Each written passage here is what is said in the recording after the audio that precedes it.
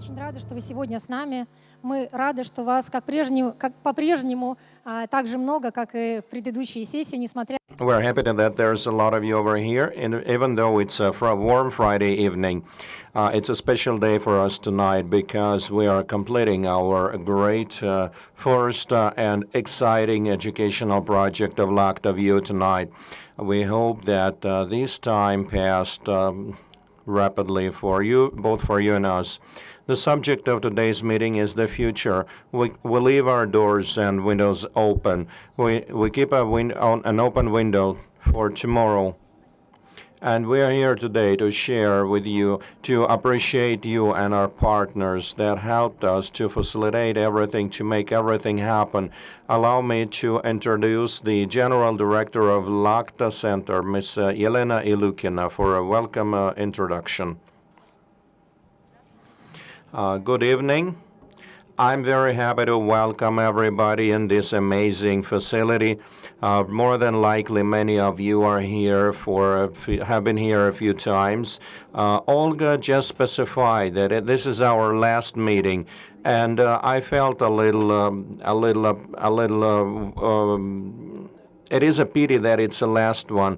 We will not put a full stop. We will invent something else and something as creative to the effect of education for all of us that is beneficial for all of us. I'm here to appreciate our partners today, primarily an amazing Zinger home that enabled us to gather this audience, which is very warm, even though it is not a big audience. We appreciate the vibes and settings that you have established and maintained in this house. I appreciate our partners, Grand Hotel Europe, that enabled our speakers coming from different countries to feel the vibes of St. Petersburg, to feel the amazing vibes of the Grand Hotel Europe. That is a top-notch sample or paragon of this past and present, and which is also at the threshold of the future. Thank you, Grand Hotel Europe. Thank you, everyone who is present around here, who was here, because every time we had our program and our sessions, I saw a fire in your eyes, and this is something that we needed in this project. Looking into their eyes, we understand that a project appeared to be a success, and this is a great potential and incentive for us, and an experience for the future to ensure that the programs of this type happen and we can facilitate and conduct them. Whatever we are doing, we do it for the benefit of the city environment and for the benefit of human beings. We really want our project of LAKHTA Center to be a sample, to become a sort of a template to the effect of a city-based project focused on a human being. Hopefully we will manage that. And lastly, I would like to appreciate the team of LAKHTA Center, primarily Ms. Olga Buzina, because in fact the whole idea of this project is her baby. But doubtless we cannot implement such an idea on our own. She's got an amazing team. The team is there behind, so I appreciate all those people, and I wanted to give them a good welcome to this amazing team that made this project happen. Thank you very much indeed, guys, because we are really proud of you.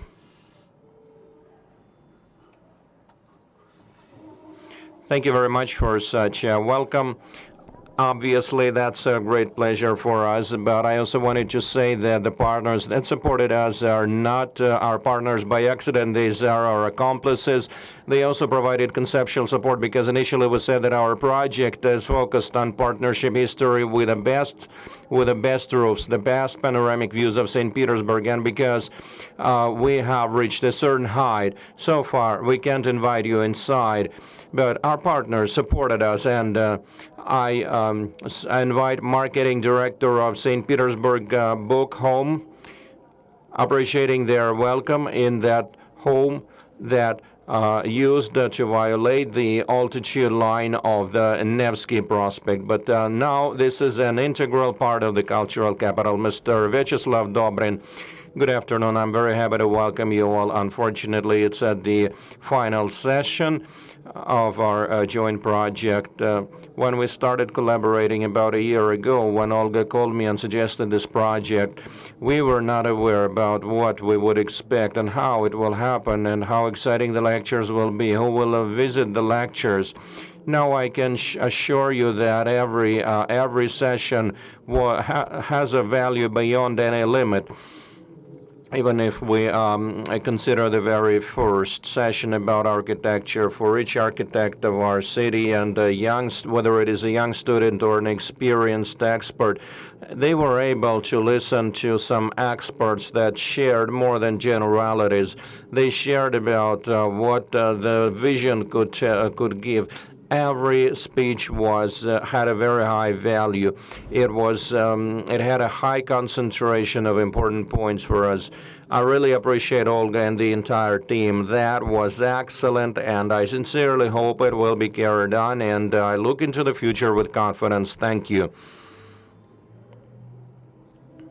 I hand over the floor to another amazing personality of St. Petersburg. I hand over the floor to Grand Hotel Europe, Miss amazing Yulia Pashkovskaya, who is here to represent this eldest hotel that is one of the biggest examples of St. Petersburg heritage. Julia, the floor is yours. Good evening, ladies and gentlemen. I would also like to join the congratulation and recognition of such an amazing project that I believe has a major impact and significance for the city. Simply because I believe the key word in the project is its educational value and availability. When everybody was able to attend the lecture, they could get a glimpse of a different world of design, architecture, and high tech. That was really amazing. So we, as representatives of innovative idea in St. Petersburg, creating the biggest and the very first 5-star in Europe, Russia, and in the Empire capital, each of us, each participant of this project was an integral part and made a very loud entry to the city, sometimes with an aggravation, but that was great because any key event of that level cannot go unnoticed. Grand Hotel Europe opened in 1875. It's a unique building with unique technologies based on the state-of-the-art architecture techniques with a laundry at the 5th floor to make the best, to obtain the best comfort for our visitors. But I think the most important for any innovation ideas, for the most bold and courageous ideas, for all the breakthrough innovations is their long life.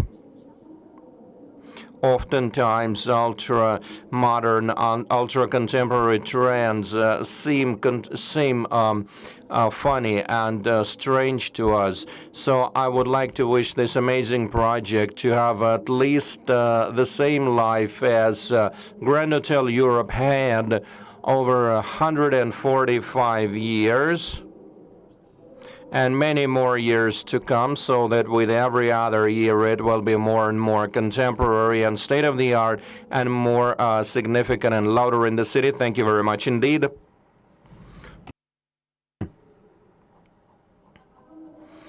Thank you very much to our partners, without whom the session, today's session would not take place.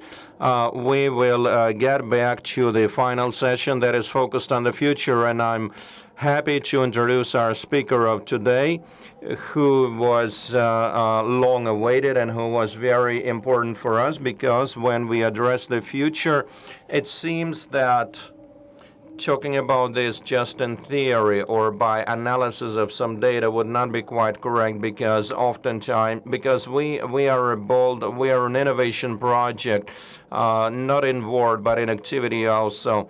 So we wanted the final speaker of this educational story to hold the tools and ideas and solutions that will generate our today and that will follow us tomorrow.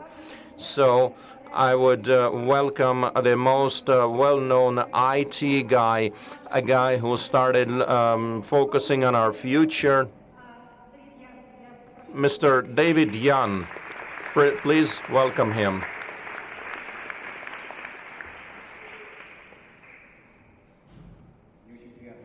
I'm very happy to be over here tonight, and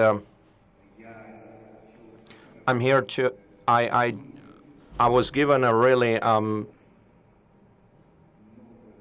I was given a lot of new emotions and a lot of new information having visited LAKHTA Center. I found out about construction of the modern smart buildings. We're here to share about this tonight. We've won. My name is David Young. I'm the founder of LAKHTA company, and when 29 years ago I founded my first company,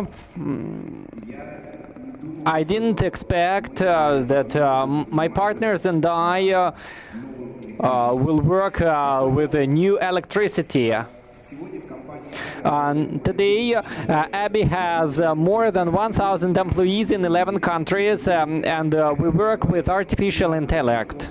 And today I would like to talk about the technologies, about how AI influences our environment and our city, our society, and our business. Yes. That's the new truth. AI is the new electricity. Why? 100 years ago, electricity in the period of previous industrial revolution changed drastically our society. There we've got the task to use physical power to learn how to move heavy objects. We needed physical power, and electricity suddenly gave humanity the faster and stronger and more efficient source of power, source of energy. We've learned, the humanity learned to move power in thousands of kilometers, and it influenced the development of everything: business, agriculture, industry. What concerns today, basic problem is not physical power. Physical power is now everything, but now the problem is different. Problem is in data. We've got lots of data, and billions of cameras, billions of sensors collect trillions of exabytes of information. And now the problem is in taking decisions. The new challenge that faces humanity is not where to go, not the fact of moving, but whether is it necessary to move this object and where to. And here, new technologies come to help us. New technologies of AI that learned how to take decisions, analyzing the previous experience of life, the previous experience of positive and negative events. It learned to predict events in future and in our society, and which helps us to take decisions. AI turns information into useful knowledge. It's surprising how serious the influence of AI is. We don't know and we don't understand everything up to the end, and in a few years AI technologies will be in every pen and pencil. They are in a lot of fridges, and 10 or 20 years ago I talked that fridges will talk to us, will discuss the problems of a healthy diet. press service of our company told me, David, stop it about fridges. But I tell seriously, in 2001, 2002, I said that fridges will talk to us, and we will come to the fridge and they will say, no, no, it's 6 o'clock, please don't eat your sausages. And now it happens today. Today, fridges of Samsung, LG companies may communicate with grocery shops, analyze their contents, and analyze opening and closing the door, what we took. Built-in camera can see what is on the shelves, and we can see the products that are past their sell-by date and products that must be ordered. So fridge can tell you what you can and what you shouldn't eat in this time. And talking about different ways of influence of high-tech in modern life, I will always return to the city and urban environment. One of the most interesting examples that drew my attention is MIT, Massachusetts Institute of Technology, research related to Google Maps and aerial photography. They took the task to research the basic theories of urban building. There are multiple theories, as many sciences are related to building and architecture, but no one had a scientific background about the districts with a certain level of design and the influence of crime and character of design, or the way of building the city, one district after another, and their interaction. Colleagues from MIT studied 5 cities during 7 years, and recordings from street view Google cameras. You can imagine how many billions of images they sent to neural networks in order to learn if there are any laws or correlations. And here I need to talk about AI itself. There are several neural networks. They have existed for a long time, starting from the easiest organisms, the most simple organisms that contain neurons and neuron cells.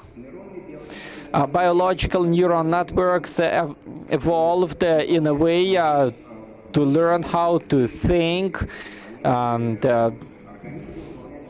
and to perform several functions.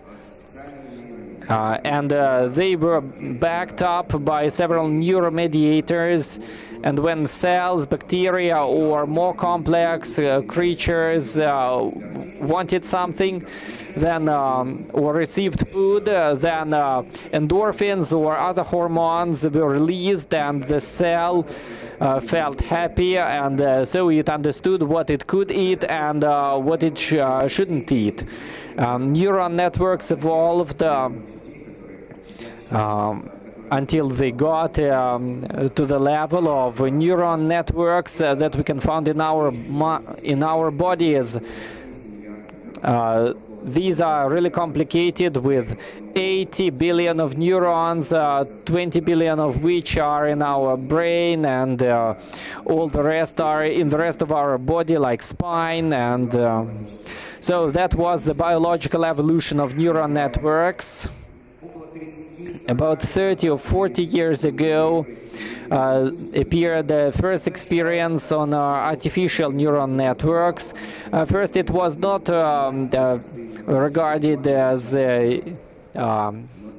seriously because they were so simple. They didn't connect more than 10 devices, but with the emergence of mobile networks and the increase of the numbers of gadgets, for example, our smartphones are much faster and have much more power than all the computers in 1960s, the time of moon exploration.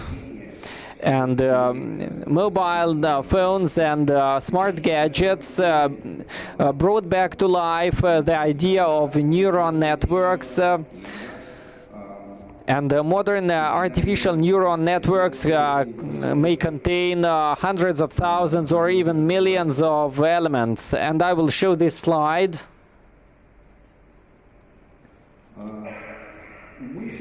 Mice.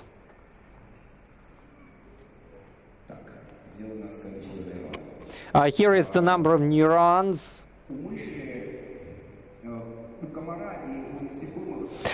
Mosquitoes and other insects have about 1 million neurons.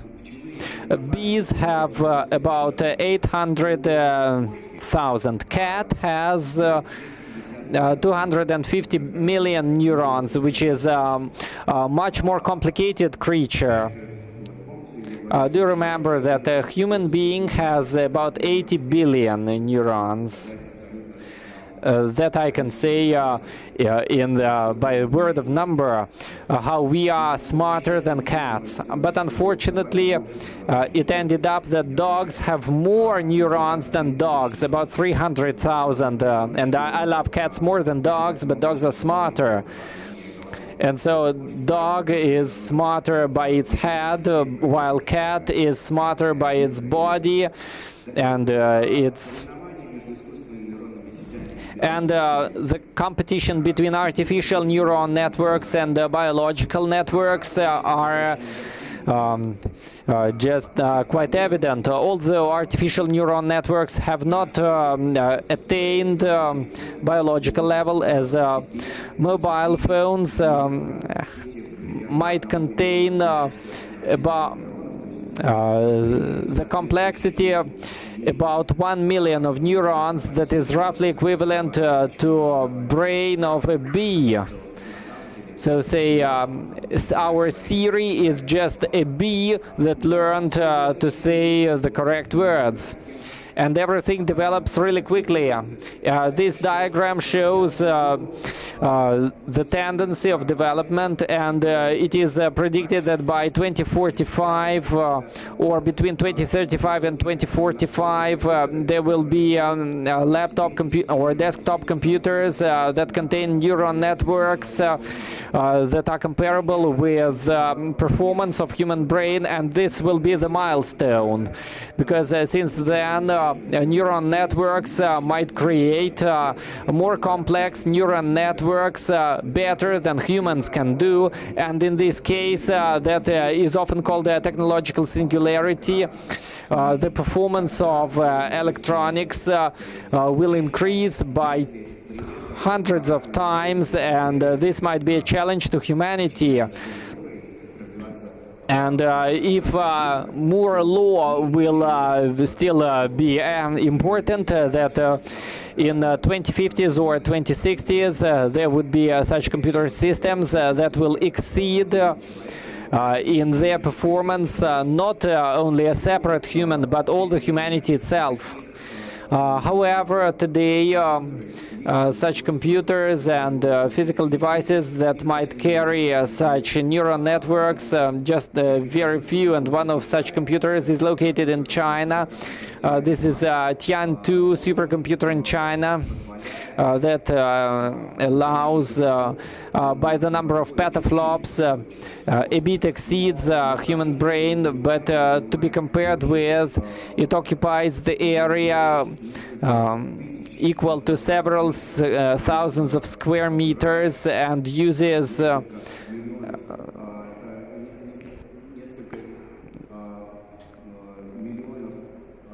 and consumes several megawatt of energy, and to be compared with human brain consumes. How do you think? How much does it consume? How much power does it consume? Our human brain consumes 20 watt of energy. That shows that our biological networks are much more complex and perfect than artificial networks. Now let's go back to the slide from which I interrupted my speech. Artificial neural networks.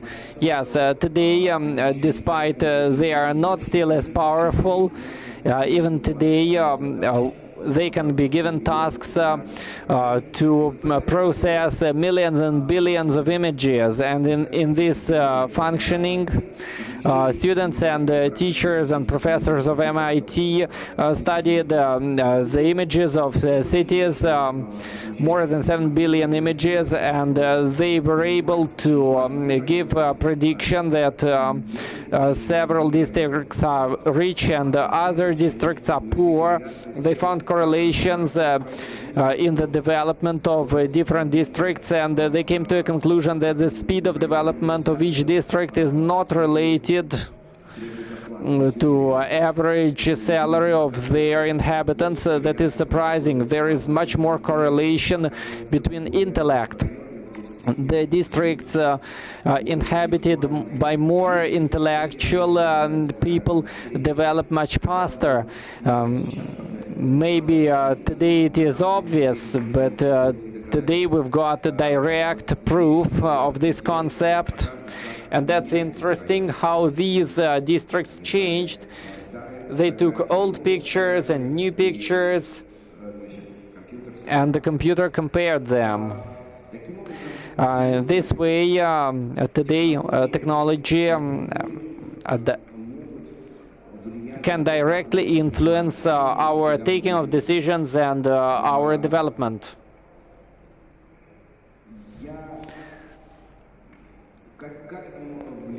How can it influence in the banking? In banking sphere, for example, in Credit Suisse bank, there was invented a special artificial employee. They called it Amelia. This is an assistant that analyzes millions of credit profiles of people. Can in just a few minutes can assess risks and can say what kind of people can be trusted with credits. And Amazon company has experiments with a new kind of shop, a shop without shop assistants. You come into the shop, you see all the merchandise on the shelves, so you choose your products and go away, and that's all. When my daughter saw it on the YouTube, she said, so that you can just come, take and go away. Yeah, of course, you can come and take it away, but money will be withdrawn from your Amazon account. That means that cameras that are everywhere in the shop, they can see which product you take. If you take this product, it will be the money will be withdrawn, and if you take it back, then it goes back. I also saw an interesting robot. Now we can see the technology. Whether our technology allow us an interesting robot. Yeah, no. Maybe I need to stop the presentation just to see.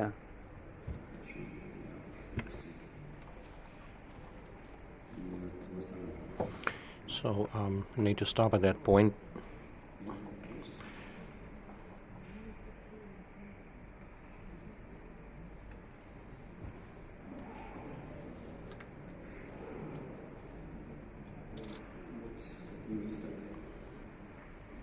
So it's going to be a bit like this. Over the last years,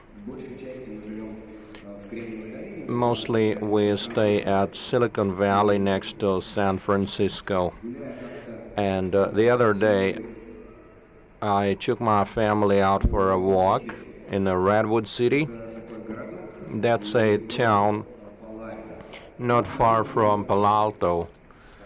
We came across,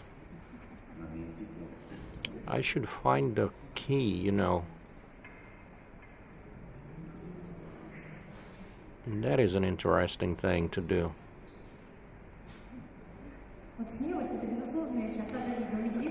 Courage is David's virtue.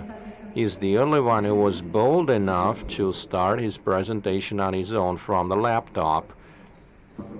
Can we increase the volume? Nope. I'm trying there. So you will see that QT, it drives along the sidewalks and the DoorDash. It crosses the zebra crossing. It will stop in front of any barriers, and it's really funny. It's traveling on its own.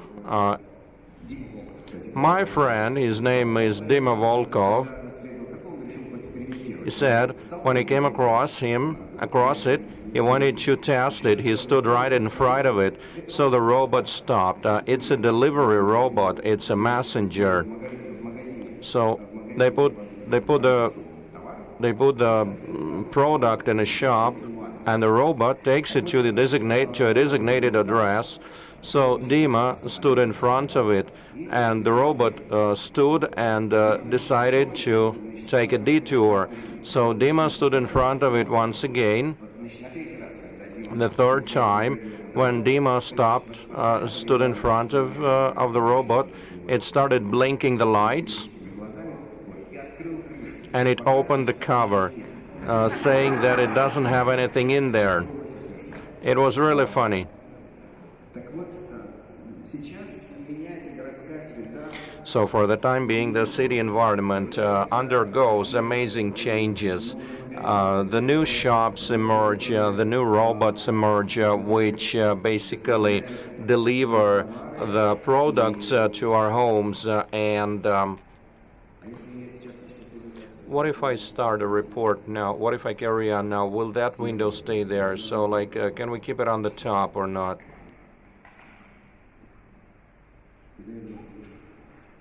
Put a mouse. Where should I put a mouse? What should I click? Okay, awesome. Got it. That's where I should mention U-Bird. For the time being, U-Bird experiments is trying to test controlled unmanned vehicles.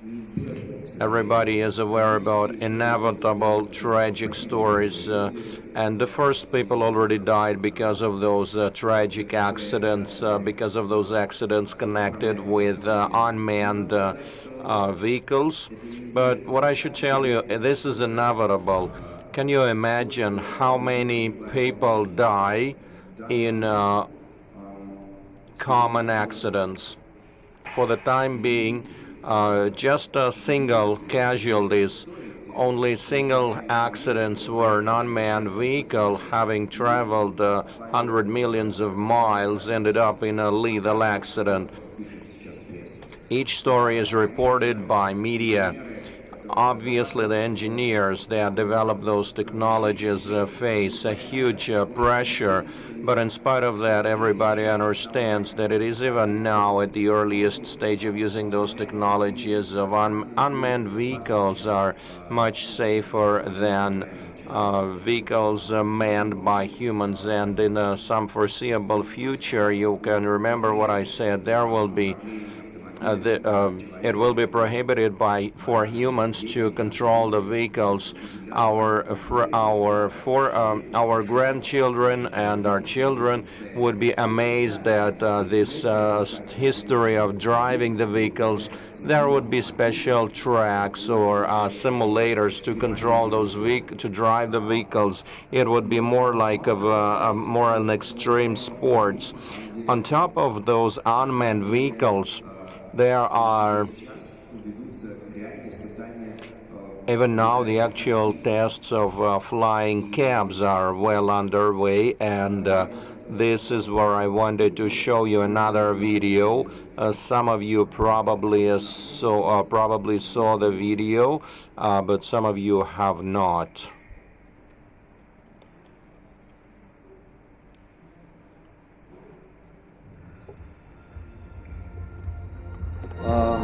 В будущем In the future, it is planned that a combination of surface and airborne transportation will be enabled. The girl is calling a Uber cab that takes her to a certain point, to entrance to a building. She's going up to the top floor.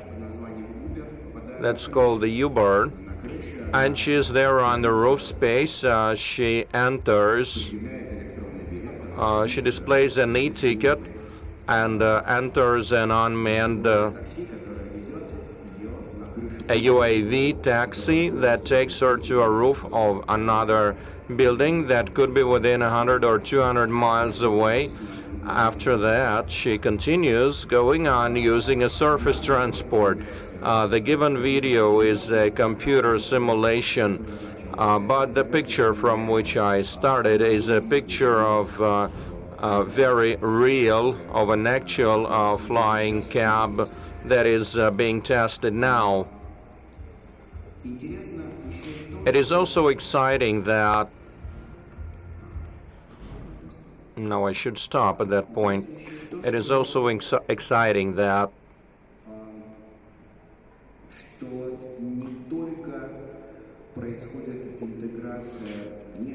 not only external world is integrated with technologies, but technologies are also implemented into our lives at the level of, in fact, at the level of our very selves. So, in fact, that's where I wanted to show this girl. It's called a baby axe. I know Mark, who established the company. He's the one behind those technologies, and he showed them in Paris at a conference focused on AI, and the people cried. It was really amazing, like totally. You will see a girl that's been totally programmed. It doesn't have a physical image, it's an AI that has it has an appearance generated by software, but every facial muscle is reproduced, and some sections of human brain are also reproduced. The girl is studying, talking to her dad. Daddy shows her a picture on a piece of paper like a lamb, and she starts smiling. You can see that.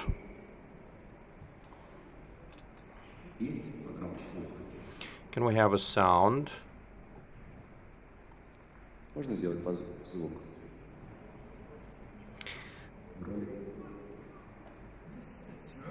Very good. Yeah.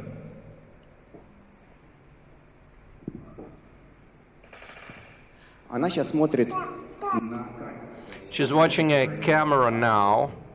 вот этого Марка, она видит в камеру. She sees Mark, her daddy, in a camera. Here is her dad. Here is. Внизу вы видите камеру реально, а это камера оцифрованная. This is. На что она обращает внимание? This is what a girl digitizes. This is what she pays attention to. Sometimes it's the eyes, sometimes it's the lips. Okay, let's do that again. Okay, you ready? Yes. И, собственно говоря, вот это, если снять с нее кожу. And this is what we will see if we skin her. That's what it looks like from inside. Мозга иннервируются, какие нет. We can see the modulation of brain areas. So what happens is they showed a lamb, and she saw the sheep, and she recognized it's an animal. And then he tore the paper, and she started crying. Can you imagine? That was really something incredible. He couldn't understand that response. He did think that there would be, it started again. He thought the baby will be upset, but he didn't expect her to cry. Здесь хотел показать и обратную сторону. I also wanted to show you the other side of the coin. Это, конечно, очень трогательно. That is obviously really moving, and it's totally amazing how the artificial intelligence grows in front of our eyes and becomes smarter and smarter. But it is also clear that it brings a risk and a challenge, and that some of the people will want to use AI technology in other purposes than for peace.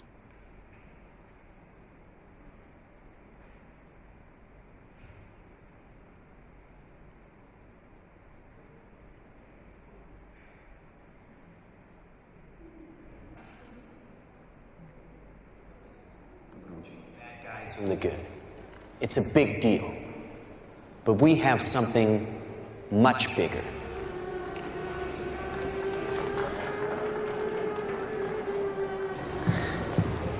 Your kids probably have one of these, right? Not quite. Hell of a pilot? No. That skill is all AI. It's flying itself. Its processor can react 100 times faster than a human. The stochastic motion is an anti-sniper feature. Стохастическая функция — это антиснайперская. It's an anti-sniper feature. It has cameras and sensors, У and just него like есть your сенсоры, он управляется сам. It has sensors, it is automatically controlled without no pilot. 3 grams of shaped explosive. Внутри 3 грамма Is how it взрывного works. устройства.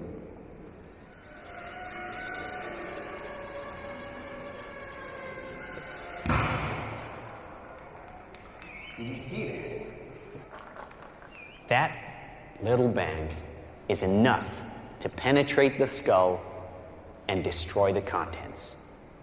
They used to say guns don't kill people, people do.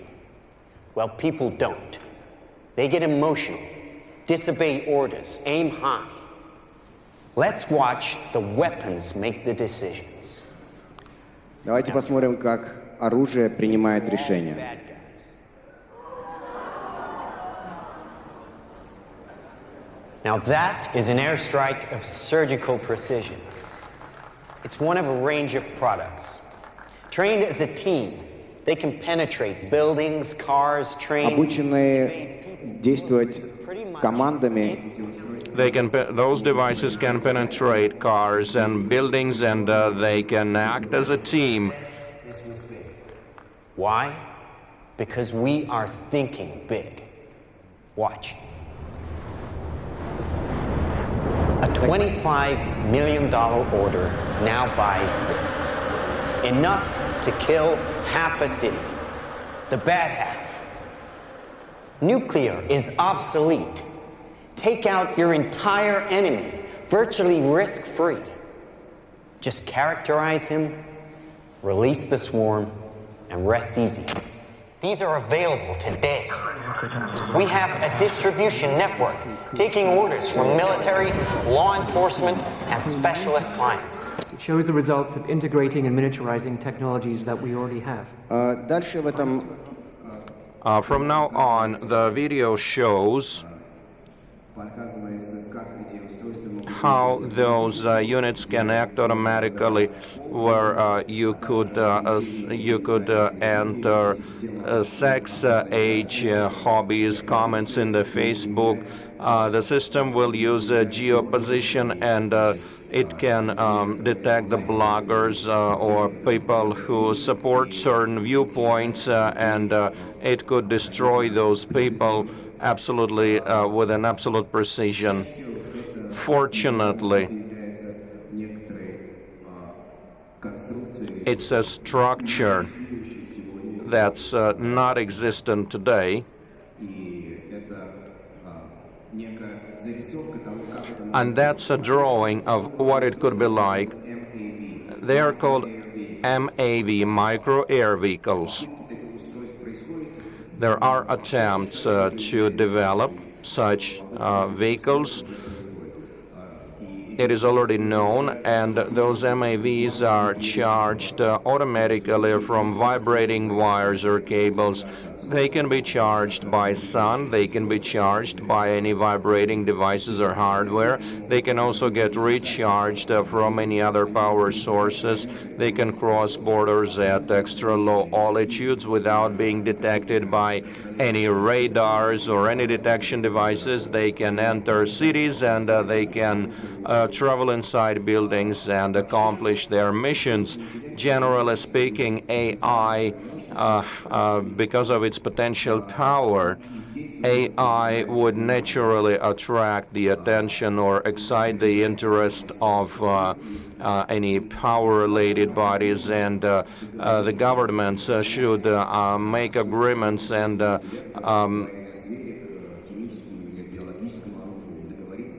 treat it as nuclear or chemical weapons, and they should agree not to spend billions of dollars to create to focus on developments of those potentially harmful systems.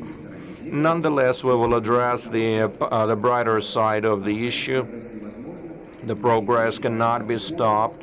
Just like the gunpowder can be used for peace and war, like electricity can be used for peaceful and war-related purposes, the same thing applies to AI. AI is not only a technology that can deal with practical functions or practical missions. They can also accomplish something that is not appropriate for that technology, like pieces of art. A neural network, having studied all the pieces of Vivaldi, composed a new concert. Listen to that. Do we have a volume?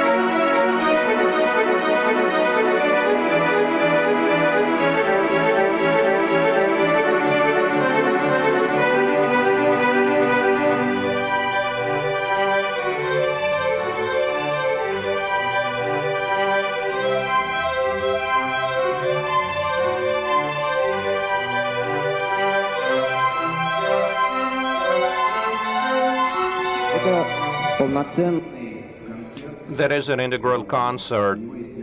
It has a few parts. Obviously, Мы чувствуем, что we feel that здесь, наверное, не так. something is wrong here. Это не является коллажом. But it's not a collation, it's not a compilation, it's not a copycat of the pieces of the works.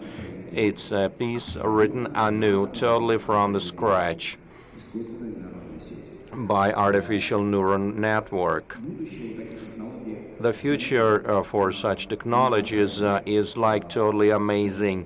It is unimaginable. The AI technologies start creating buildings architecture, they start making pieces of art, they start making pieces of music.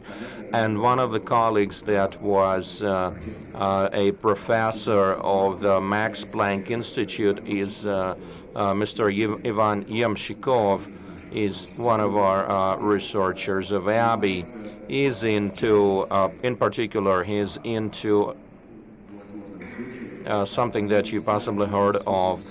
He collaborated and he created a whole Nirvana album with an artificial neural network. It is a concert of 5 or 7 tracks in a rock music composed by AI. Would the fans be visiting such authors? Is another subject. That's an off topic. What is an origin of art? Art is a way to communicate. It's a language. It's an empathy. When we visit a concert or an author, we exchange knowledge. We exchange the spirits and vibes, and sometimes it is unrequited. But in reality, even in the case of movies, there is a bilateral energy exchange. So. Obviously, that would be an issue of empathy to the robots, empathy with artificial intelligence. Are we gonna develop any love? Are we gonna want to replace each other? And the most amazing thing is that the actual answer is yes. We know that Microsoft produced their artificial intelligence assistant Tay. About 10 million people in China.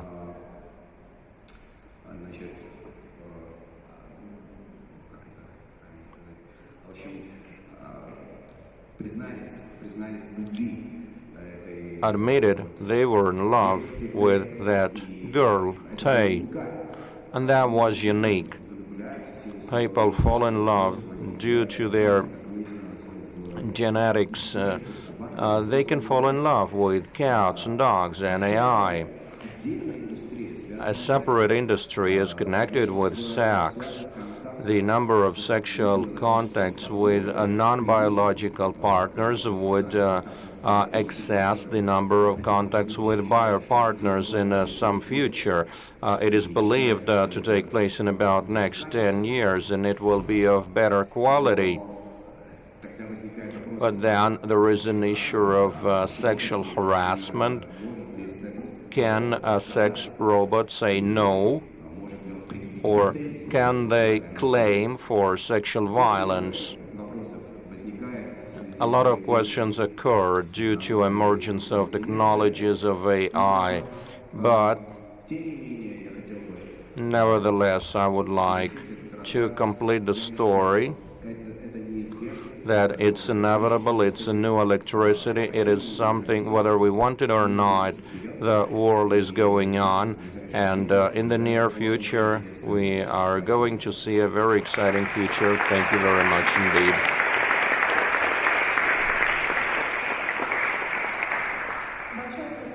Thank you very much, David. As somebody who saw the reports, I know there's so much left behind, but we understand the concept of schedule and time limits. I would switch over to questions and answers, and that would probably allow us to open what's left behind. The first issue I thought about and smiled was from Maxim Ivanov. How can you convert St. Petersburg to Palo Alto? How to turn St. Petersburg into Palo Alto? Probably what they mean is make it a Silicon Valley that you referred to as a city. Silicon Valley is where is a home of 80% of immigrants. Let's make it so that we can accept Like, suppose there's about 5 million people in St. Petersburg. Let's consider a district which houses about 100,000 people focusing in technology and high tech. Let's create a cluster that would attract those 100,000 people. But the main thing I want to tell you is that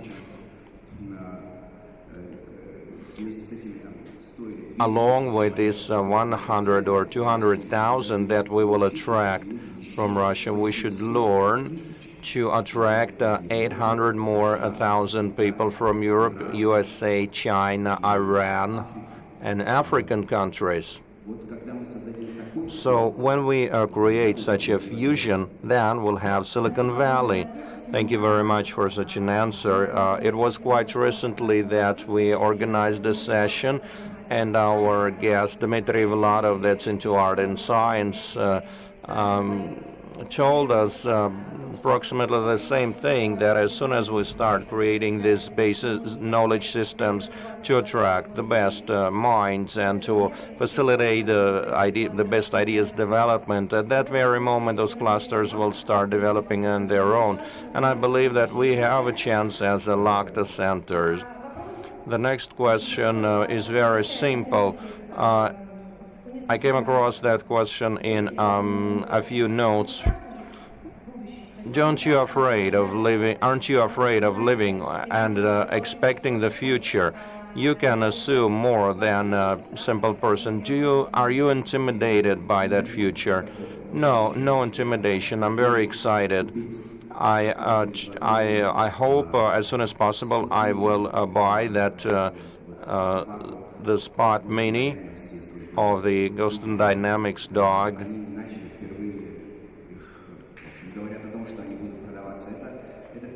They said it will be the first dogs to be sold, and these are the first available robots shaped as a dog. But I hope I will have a chance to see how a cat will respond to that dog. A few other questions focused on the same thing, approximately when we address AI and the systems that have been created, masterminded by human, and could possibly undergo a more dynamic development. It makes sense. Is there gonna be a room for for those humans? Is there gonna be any role for those humans? There is a risk of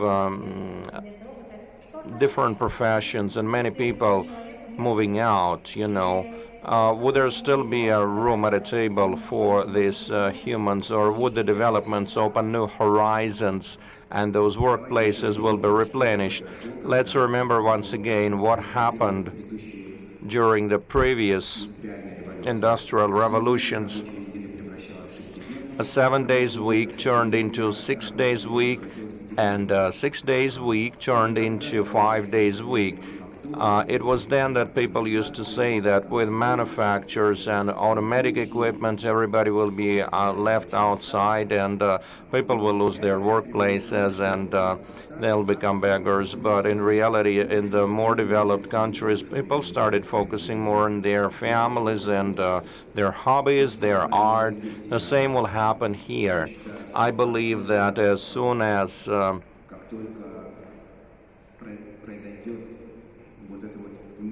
this non-proportional, abrupt increase of performance will take place with artificial intelligence. Our work week will be 4 days, and then 3 days, and we'll spend the rest of the time focused on our hobbies and art.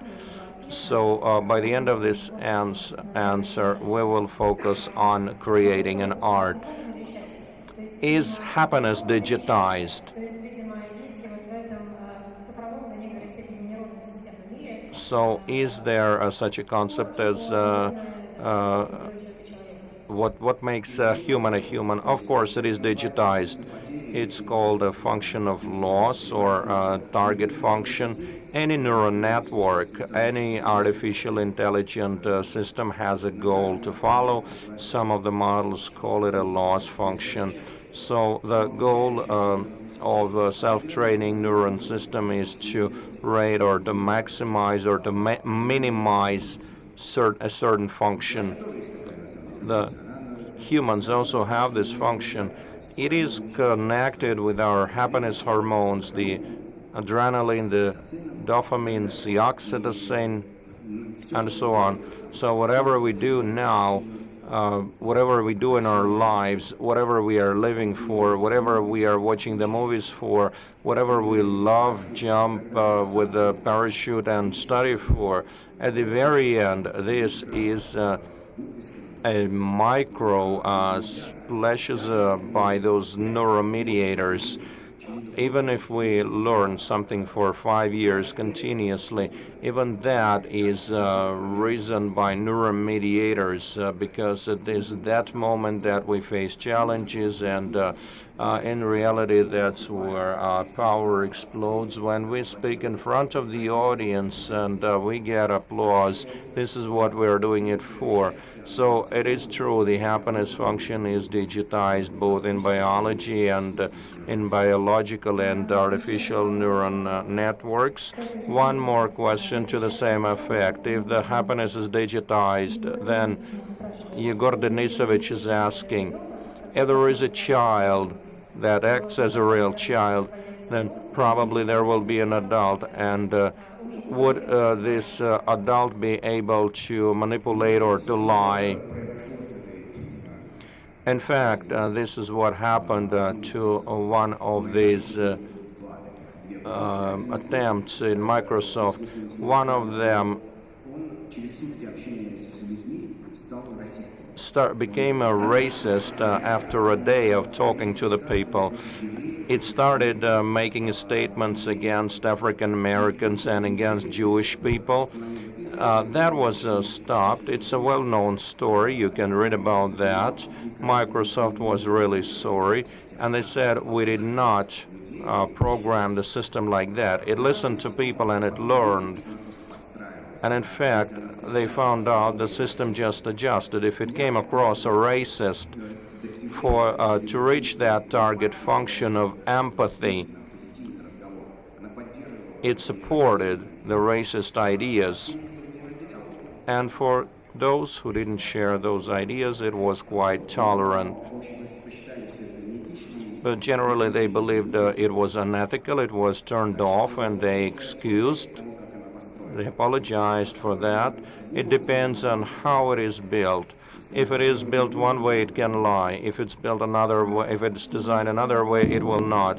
And getting back to ethical question, it appears that in some situations which are not uncommon, with active implementation of robots in human life, we can understand there would be emerged mixed sociums, and a conversation can become unethical. So in fact, a robot can learn to lie. Could an ethical problem become one of the main ones, and how can it be solved? For we understand that with technology growth, it was in the 60s that many thinkers used to say that life speeds up, and more and more active elderly people's homes emerge. People try to stay young and try to eat healthy in the West, to be forever young and to never die. So there is a concept of euthanasia. So that is, these are obvious culture-related factors that follows us over 50 years or so, and it's also connected with technology development. So to this effect, would the ethical or AI issue be one of the key issues, or would it resolve itself? The issue of ethics and issue of AI, but what is a specific issue of ethics? Ethics of communication with AI. The same applies to hostile attitude. There are ethical norms, ethical standards, and something that's frowned upon by society. And there's a part of the standards that basically moves from frowning upon to violation of laws. So there's ethical and legal standards And in that case, that should fall within a legal scope. So at some point of time, the robots will not only be the object, but also be the subject of law. The complex neural networks that now are treated as dogs. So the legal issue, if a self-driven vehicle harmed a human, the one who owns the vehicle is liable. That's amazing. It's not a creator. The claims will be filed against the car owner. So you let that vehicle go, so it's your responsibility from now on. The same applies to the MAV. The same applies to a dog. If a dog bites somebody, the owner shall be liable. You have to keep your dog on a leash. And in some time that will change. And with more complex systems, probably they will be subject to law, and they will be able to claim the humans, and the humans can file claims against those entities and apply some limiting measures, either put them in prison or destroy or change software or something else. That is something that we'll surely have to deal with. As regards ethics, that keeps evolving. There's standards that were inadmissible 100 years or 300 years ago. That is acceptable now. There's complex technical or hybrid systems. More than likely there will be a certain convergence. In other words, every human will have an artificial part, some artificial organs, some implanted parts, and the other way around. More complex technical devices would have some models that are based on DNA and other biological structures. So in some extent it will be difficult to draw a sharp line between bio and non-bio entities. In the case of human death, would it be possible to import their soul and mind into robots? We used to say it will be a synthetic form. Is it at all possible to bring to export and import the substance into machine, thereby to clone in that way? Probably some of you have seen Electric Dreams series that shared a story about such an opportunity. In fact, that does bring up a question if our biological neural network is strictly described by laws of physics. This is what I mean. It is strictly described by laws of physics. In that case, that means that there is a theoretical chance of cloning the conscience.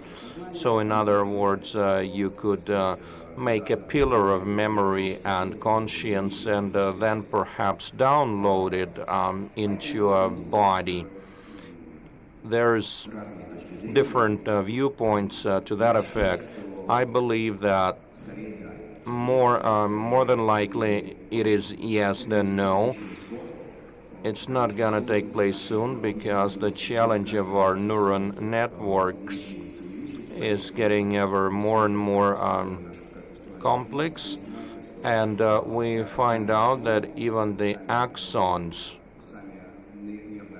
the neuron endings, are computers. It is not the wires. They have their logics and they learn. If that is true, that means that a complexity of our brain we were wrong about complexity of the brain by many dozen times. So that brings the singularity point to a very distant future.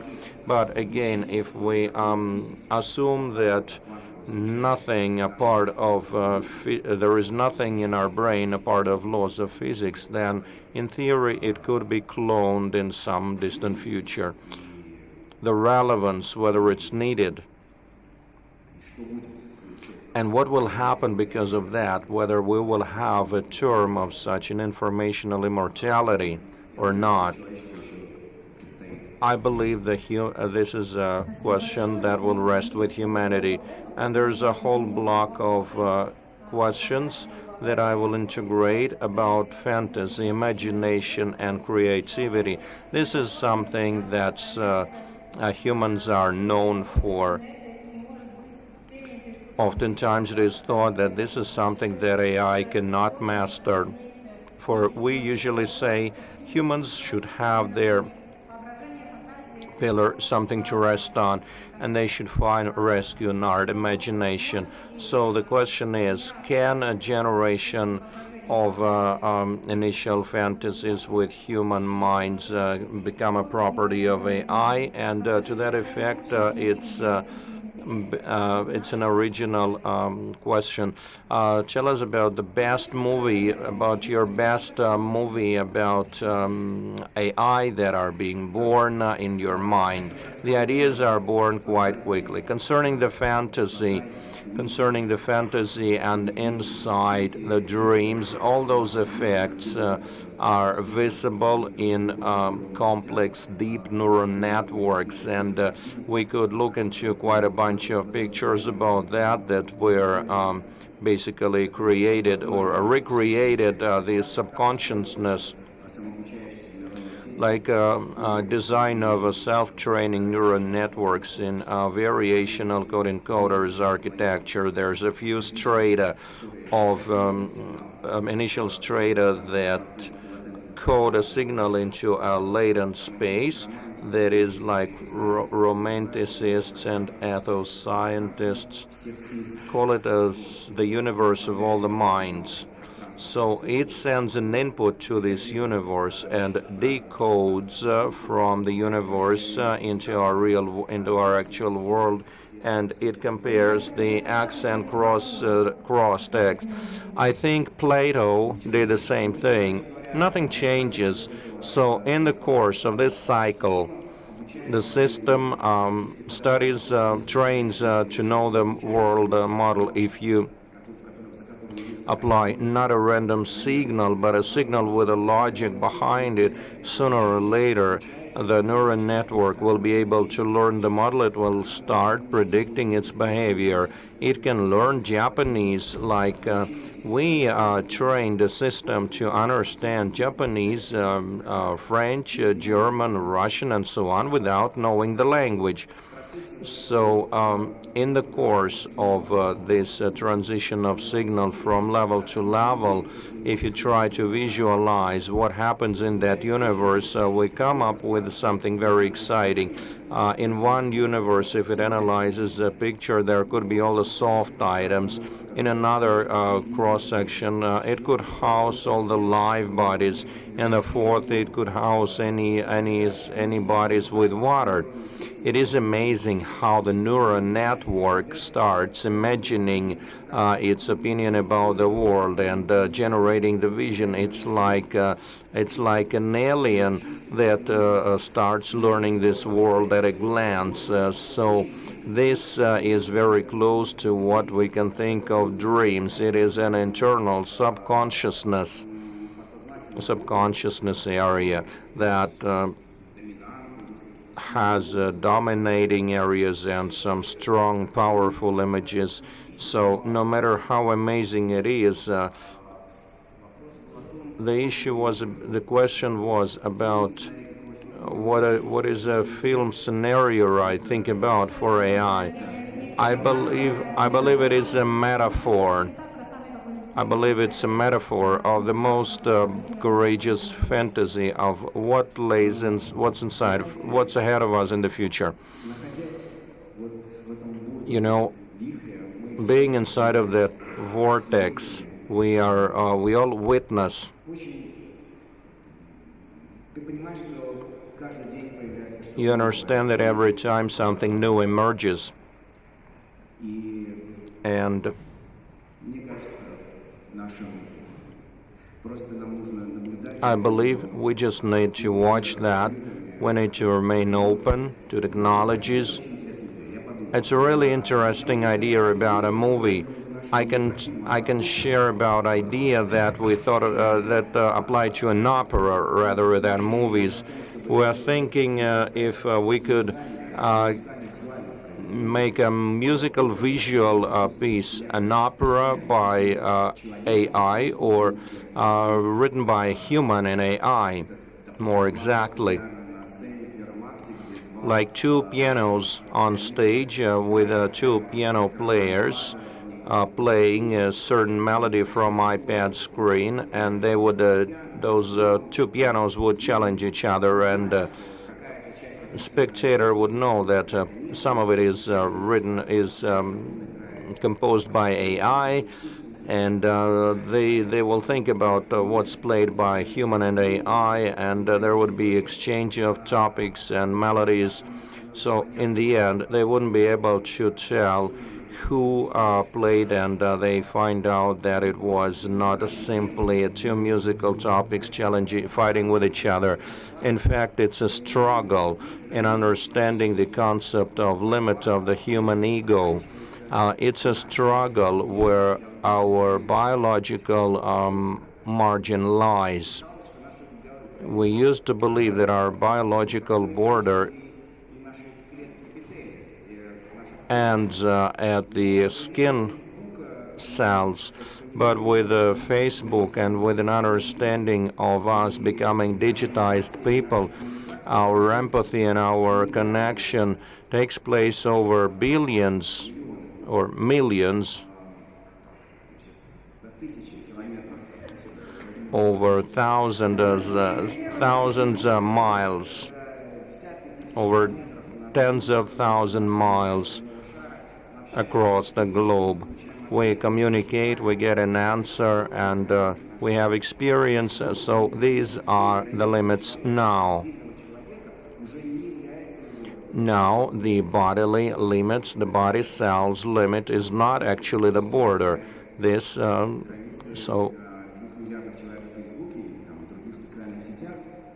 there's those privacy borders in Facebook or any other social networks. And at the same time, a question comes up. At that case, what if there's not only people there, what if there's complex entities created artificially? So that piece would be about understanding who I am now. Where am I finished, and what's the start of technology? Is there such a border at all? This is an opera that we masterminded. We wanted to conduct with Simeon Alexandrovsky and another Simon whose name is Grandis. Thank you very much indeed. Thank you very much, David, for such an amazing fantasy, which I believe will become a reality. And thank you very much for sharing with us about the future, for a future without borders. And I believe that we should appreciate David for such an amazing lecture. Let's give him thanks. Thank you.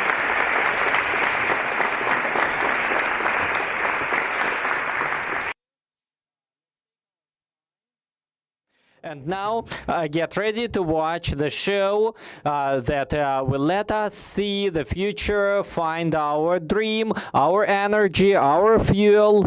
So the person and the world inside us, the ideas and the inspiration, everything that inside us is the main goal of this project. And so I would like to give the floor to the director of the show that is in world top of the shows, to Simeon Alexandrovsky.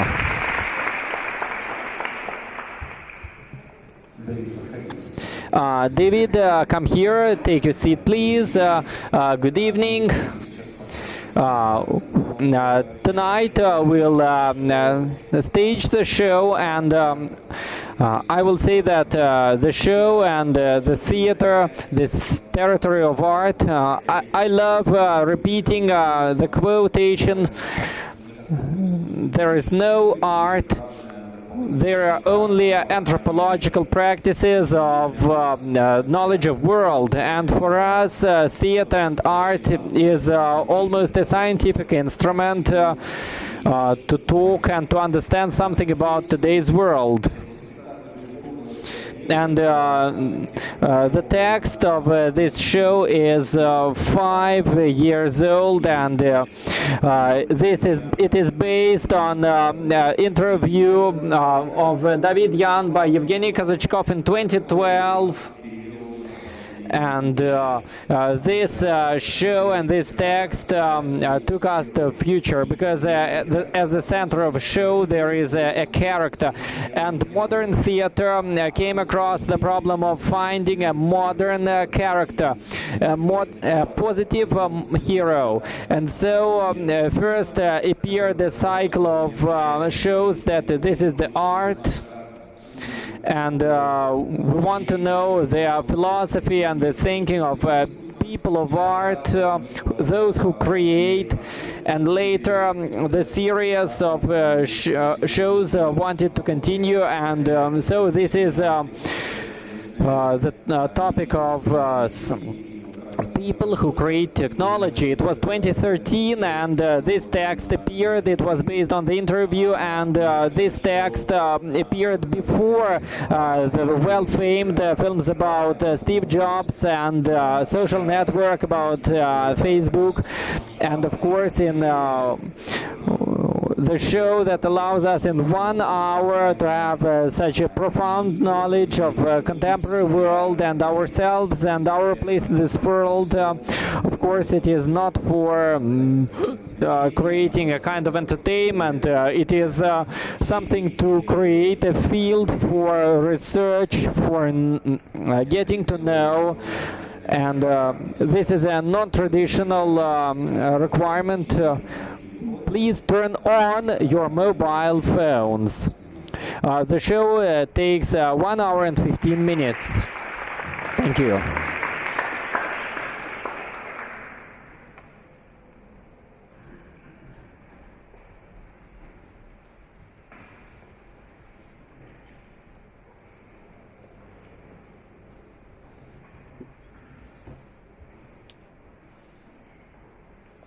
Fuel. Based on a series of interviews with David Yang, the following text is non-fictional. Hello. Is everyone seated? Are there enough seats? Is everyone ready? Look around you. What do you see? Who is sitting next to you?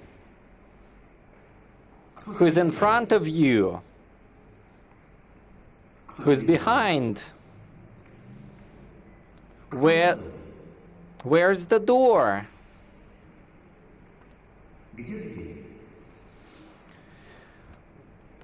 What color are the walls? What's the temperature here? Is it stuffy? No. What are you wearing?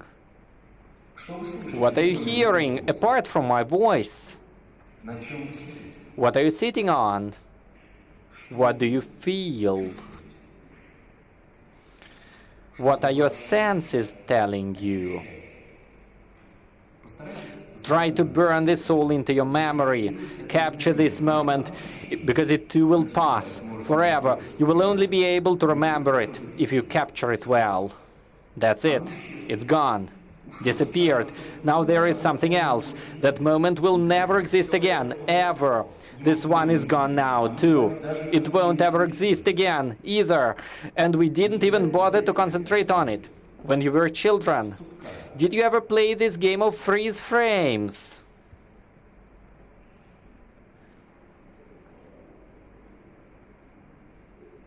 I've realized something important about them. The first person I was close with ever to die was my grandfather. I barely knew them, but I still went to Grandpa's funeral. This happened around when I was 5, and this was the first time I started thinking about the fact that people die. I was in kindergarten in the older room. My bed was next to the window, and I could see clouds passing by. I watched these clouds. Then I came home, and I had calculated how fast the clouds were moving. Dad said, "How did you calculate how fast we're moving?" I said I had calculated it by using my heartbeat. I didn't know what I meant, but in reality, I just placed my hand over my heart, heard its beat, and then counted as the clouds passed by. It couldn't be converted into kilometers per hour. It was 1 cloud for every 5 heartbeats. I sensed that the life was fleeting. I was amazed at the fact that life was a movie that went on and never stopped. And that really worried me, because if you can't pause it or slow it down, that means that the film will eventually run out. If to the moment I shall ever say, "Oh, linger on, thou art so fair." I didn't really know this quote back then, but I played this game about time passing. I did it exactly like we just did, fixed my eyes on some object and tried to capture everything happening in that moment, burn everything in my memory, where I am, what is going on. I'd preserve a single frame, and then in 2 seconds life would be already totally different. I did it all in order to remember, at some point in the future, this frozen frame, to regret that now it's in the past, that it's gone forever, and it will never exist again. Never exist again. It's the same as riding a bus and trying to look into the face of a girl standing outside, but realizing that life will never bring you together again, and yet you still feel something fleeting for her. It was a very fleeting sensation that I tried to. I remember these frozen frames, I still remember them. I was probably 7 or 8. We went to a children's theater in Yerevan, a puppet theater. I don't remember the show, but I remember the moment we entered the auditorium. Here it is. It's a summer day, a Sunday. There's the sun, the blue sky, green trees. It's very warm outside. And 2 doorknobs, all shiny and polished from time in countless hands. Brass notes, yellow, worn out, attached to a massive wooden door. Normally I would go to places with my mom, but it was Dad who took me there to the theater. He's in front of me, I see his back, I steady my gaze, and there is this dark, massive door, this knob, and they're about to twist it, about to open it. We're about to go inside. And that's it, that's the end of the frame. Next, we are already in the theater, and there is something entirely different, and the next frame has disappeared forever among the billions of other frames that are to occur throughout my life. I memorize it, it passes, and this all happens. I'm 43 today. I think that it means it happened 35 years ago. As a child, I froze around 5 frames doing this. I distinctly remember a moment when I was in the kitchen, and so were my mom and dad. It was in our new apartment, which means I was in the 5th grade. And I posed the question, what will be left when I'm gone? And my parents gave each other this look, and I remember that look of theirs and how they tread lightly, trying to find out what the heck? What a weird. For someone as old as them, the question was pretty understandable. But me, I'd already been thinking about death for a rather long time, and I was curious what would remember after I was gone.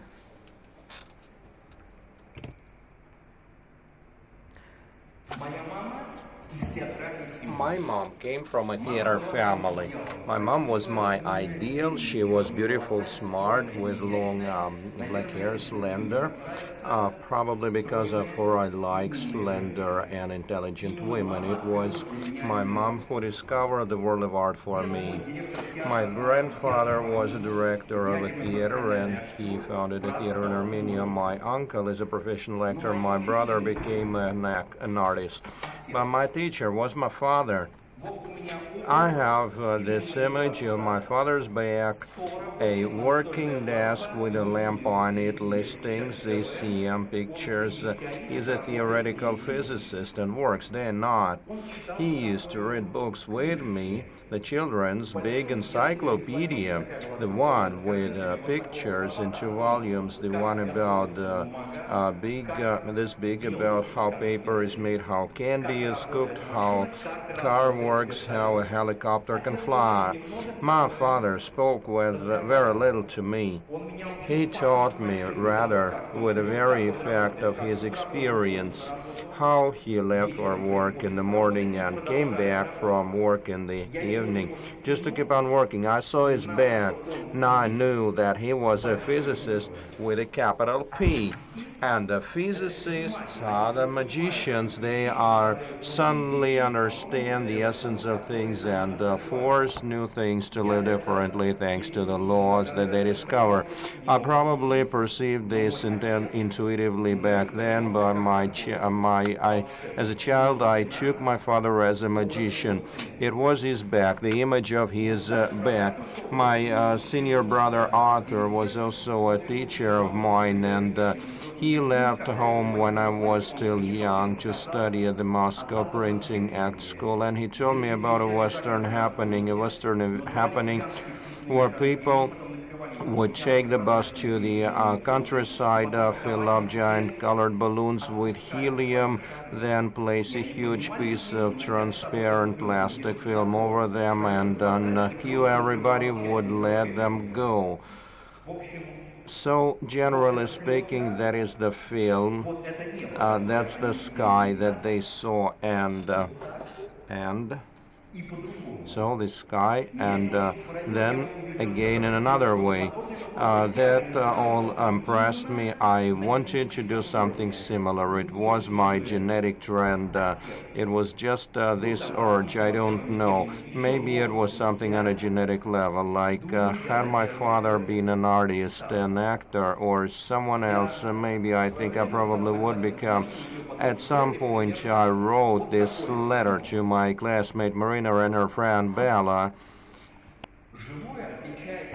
All things living are set apart from all things not living by their ambition for immortality. By mortality, I mean the longest possible life expectancy, mortality, and descendings in the population. And the living things can achieve that in two ways, by self-preservation and procreation. And humans are different because they identify themselves with the likes of themselves, and the self-preservation and procreation for them join one thesis, that is to prolong their life in their ancestors, in the minds of other people, or in their creations. That has the same meaning. Everybody takes their way, and their way to reach immortality. So I articulated clearly for myself that I like doing things that change the world in the better, for the better.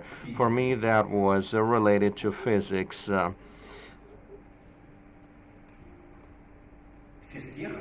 MIPT in the city of Dolgoprudny near Moscow is where every schoolboy wants to get, and naturally only a few end up getting at MIPT. It was established by Landau, Kapitzer, and Semyonov, and it had together all the Nobel laureates. I went to school specializing in physics and maths, and I visited the Olympic competitions, and nobody forced me. A C was unthinkable for me.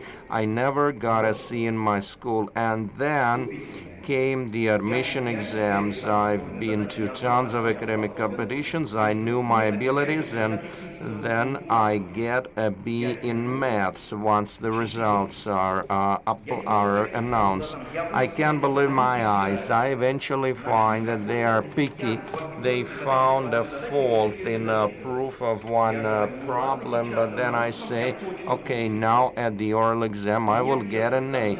And they keep me there for several hours problems with one task following another. These are the problems I never came across, and in my special school, we didn't have such difficult problems, and they put me a C. I ended up with a C. I worked out, particularly at Shambles. I knew I was definitely better than B and C in maths, and then my father gets a call from his former Moscow State University classmate. He happened to see my last name on the list, and that's a rare name, and he assumed that I'm a son of young Shi. So he called my dad, and he said, you know, I see your son is trying to get to MIPT right now. I have something to do with admissions. He will have no chance. That is traumatic for a guy. Tell him immediately to quit. He can get admitted by any other institute with his gifts and abilities. The thing is that at its start, the MIPT was conceived of as an institute for the design of a missile that could deliver nuclear charge, and it was filled up with poisonous fuel. So that was a highly classified institution, and my passport had a nationality, a Chinese. My dad was born in China. So as it appeared in that chance, in that situation, I was 100% blacklisted. My father found out about this when he was in Moscow. Muscovites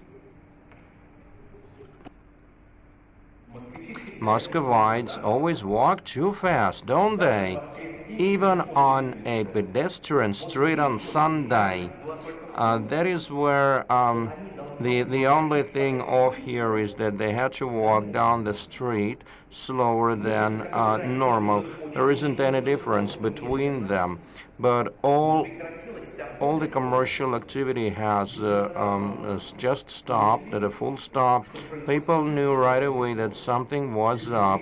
They stuck their faces to the shop windows and watched what was happening, but in reality, nothing special was happening at all. Just some people walking slowly. I didn't know. Perhaps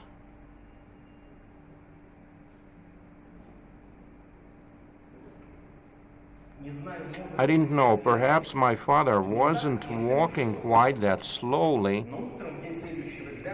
On the morning of the next exam, I see my dad across the fence. I see a dad. I said, Dad, what are you doing over here? We agreed he wouldn't be coming. And I feel like he wants to tell me something, that he's got a reason to be here, and he says, it's nothing. I just wanted to see you, that's all. Go on now, and good luck. And I go into the physics test. When I open up the written exam, I see A written all over it, and that is I'm one of the first at the oral exam, and I stay there for 6 hours facing one problem after another. I solve a problem. The teacher looks and doesn't put any grade. They look and give me another problem. He looks at it. And I don't even understand whether I solve or not. And it goes on like this for 6 hours. At the end, I solve the next problem. A teacher looks at it, grabs my record, and puts an A down for the oral test and for another A for the written test, and no goodbye, nothing, and I'm out of there at 3 p.m. with 2 A's in physics. I have a C and a B in math and A's in physics. That is still a borderline passing grade, because it's up to the final interview.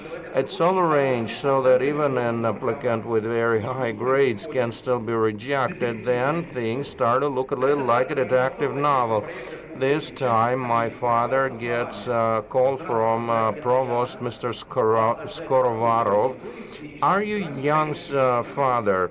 You're expected by 10 a.m. To speak with Mikhail Novikov, and the father enters that classroom. The room is empty. At 10 a.m., the door opens. A short man comes in, obviously Mikhail Tidich Novikov, and saying, "Hi, you wanted to see me? What can I do for you?" Then my father realizes that the meeting was a setup. So when they were alone, the two start talking. Novikov says, "Where do you actually work?" Dad says, "I'm a physicist. I run a lab at the Yerevan Physics Institute." "Do you have a security clearance?" "Yes, second level." "How is it you came to Russia?" "When I was 16, I was a student in Moscow State University." "Why didn't you go back?" "I've lived in the Soviet Union for 25 years. When they exit the room, Novikov pats my dad on the shoulder and says, "Okay, let him try to get in." Then it's the interview, the admission board. I walk in, the chairman of the board, Skorovarov, asks me just one question: "Do you want to discover a particle of your own?" And I say, "Yes, I want to discover a particle of my own." He smiles. He writes something down, then raises his eyes to me and he says, "Okay." So all these exams then boil down to whether or not you see your list in the list of admissions for all those dreams since the third grade. Either you see your name on the list or not. And if you don't, you join the army. After the army, you most likely won't be able to get in anyway, and say goodbye to that particle of your own. The guy called Armen Mirzabekian was taking exams at the same time, and his name came earlier in the alphabet. He sees his name, and then I see mine, and no words, only a frog in your throat. He turns to me and stretches out his hand. "Well, now, see you in Stockholm." And there is so much truth in these words. Of course, if I didn't have A's in physics, no Skorovarov could have, but after getting admitted to MIPT, the next step is a Nobel Prize and nothing else.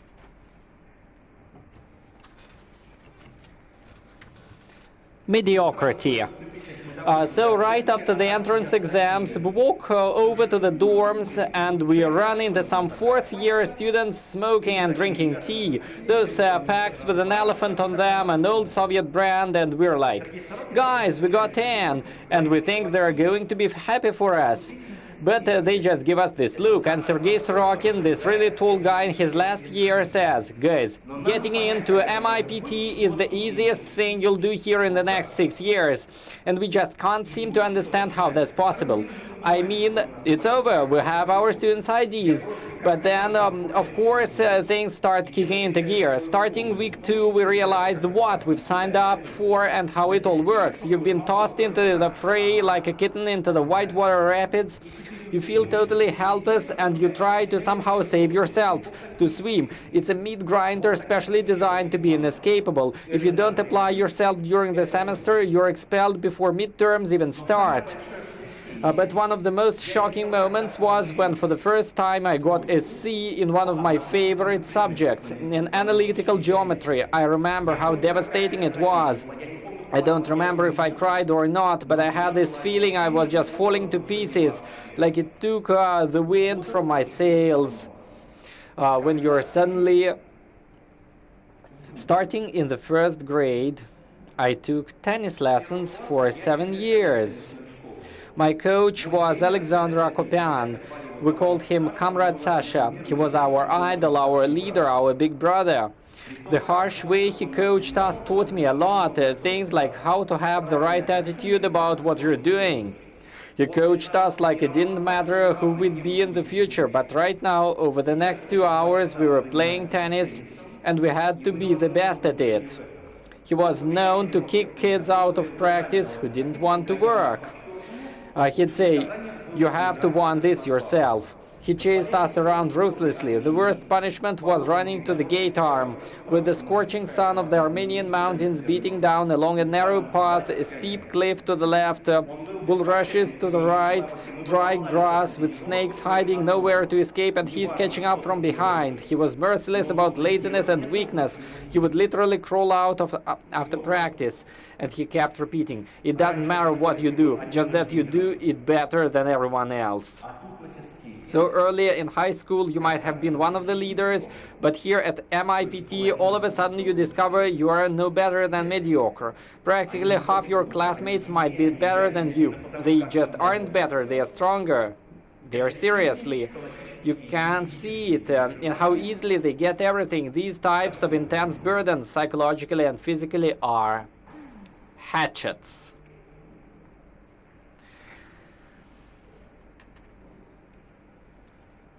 A lot of people who study at MIPT eventually end up in psyche wards. We have one of our own. Well, we call it our own, in Dolgoprudny number 20. 80% of its patients are from MIPT.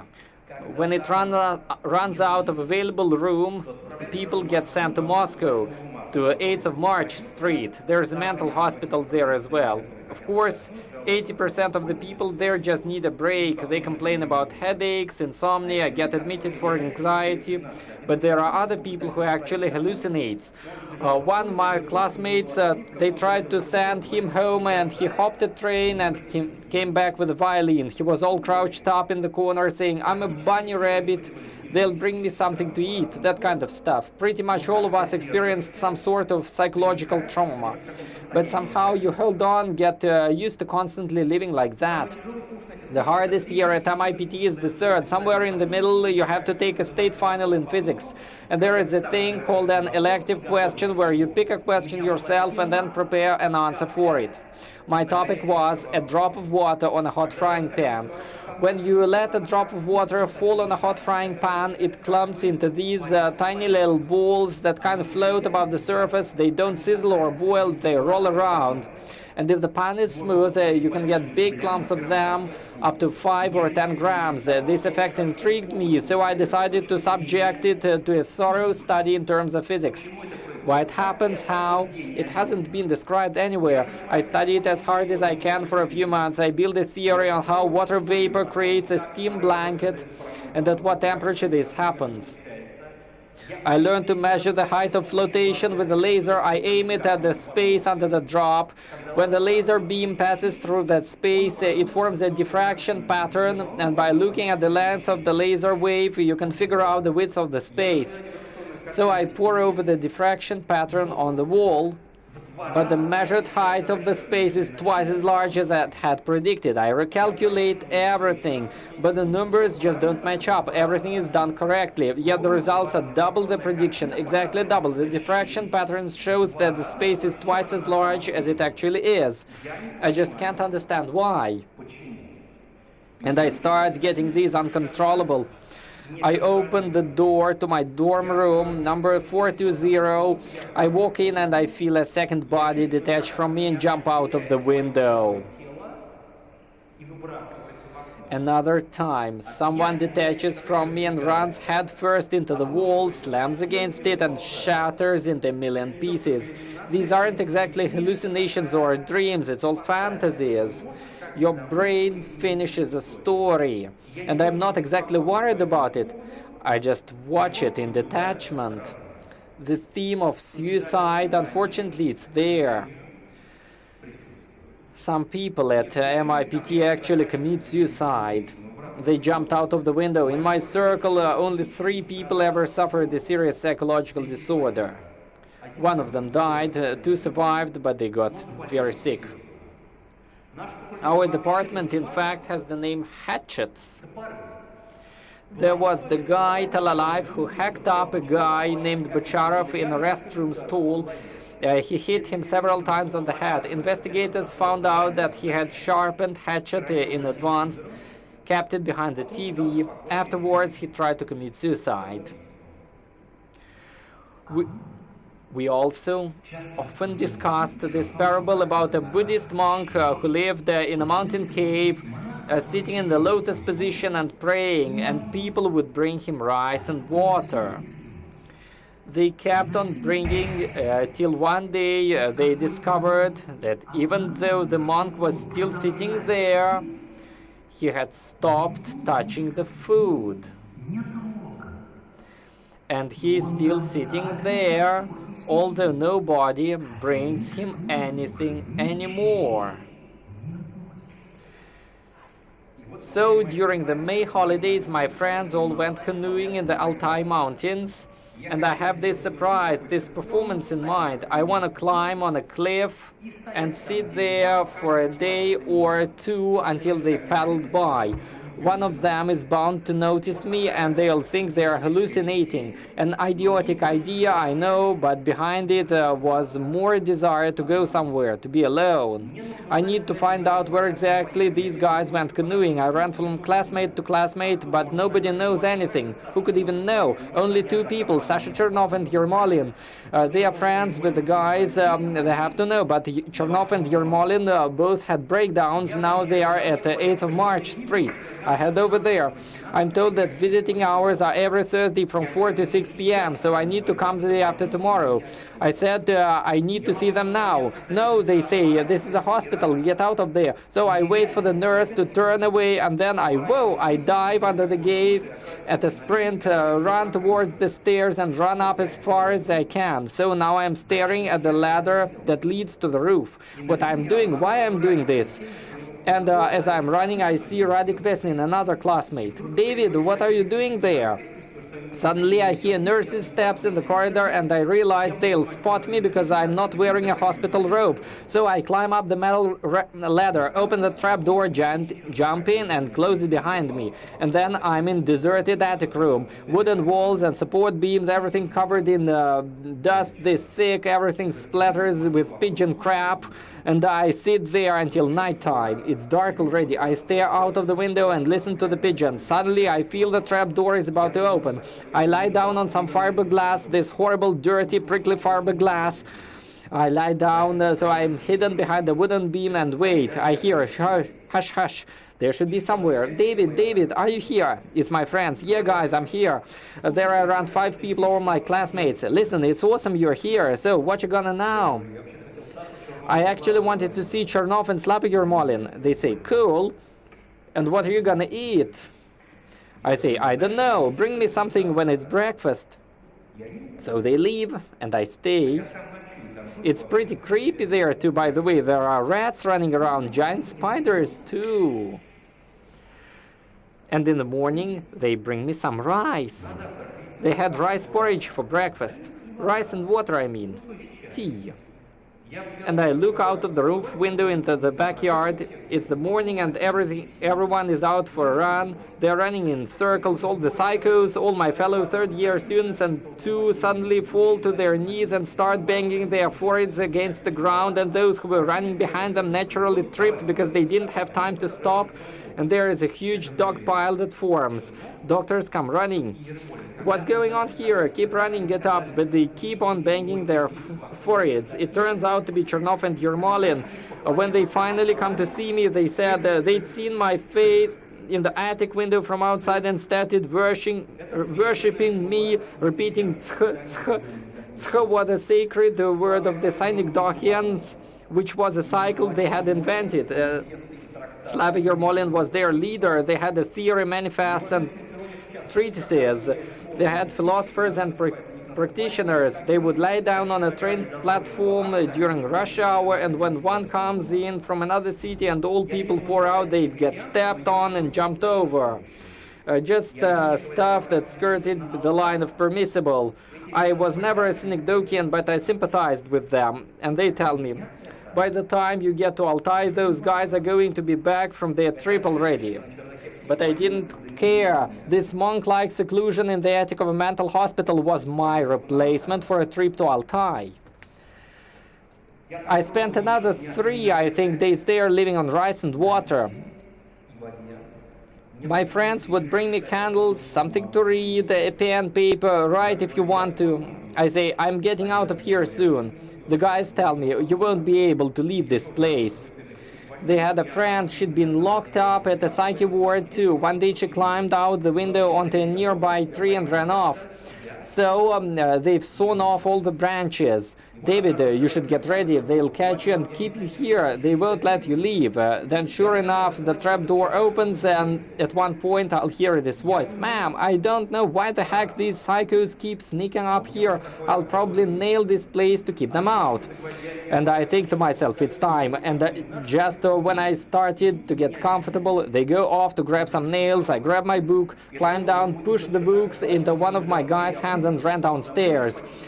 This is when some guy with a hatchet sees me. He's the one who is about to nail up the attic, and he started coming at me. I run downstairs. The hatchet guy almost catches me. I climb through the gate. They almost grab me at the entrance, but I break free.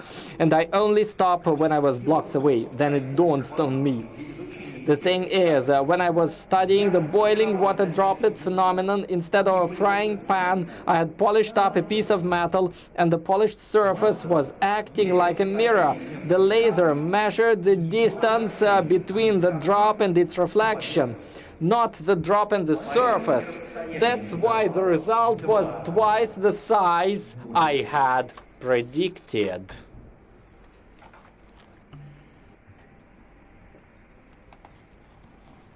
3 sevens. So I brought my frying pan and a hot plate to the exam, and all the professors and academics, including Gentmacher, are there. He's a great scientist, and I passed. My exam was about the effect, both named after and discovered by him. So I warm up the plate, drop some water on the pan, and drop forms. I show the group a serious experiment with pictures and estimations and proof. After that, they can ask you any other questions as at the convenience, at the choice of the commission. And they didn't ask me about anything after that. They asked if they could publish it in a journal, and gave me an A. And right after that, I don't know why, probably the shrinks know why, after a certain major obstacle, a person starts feeling this.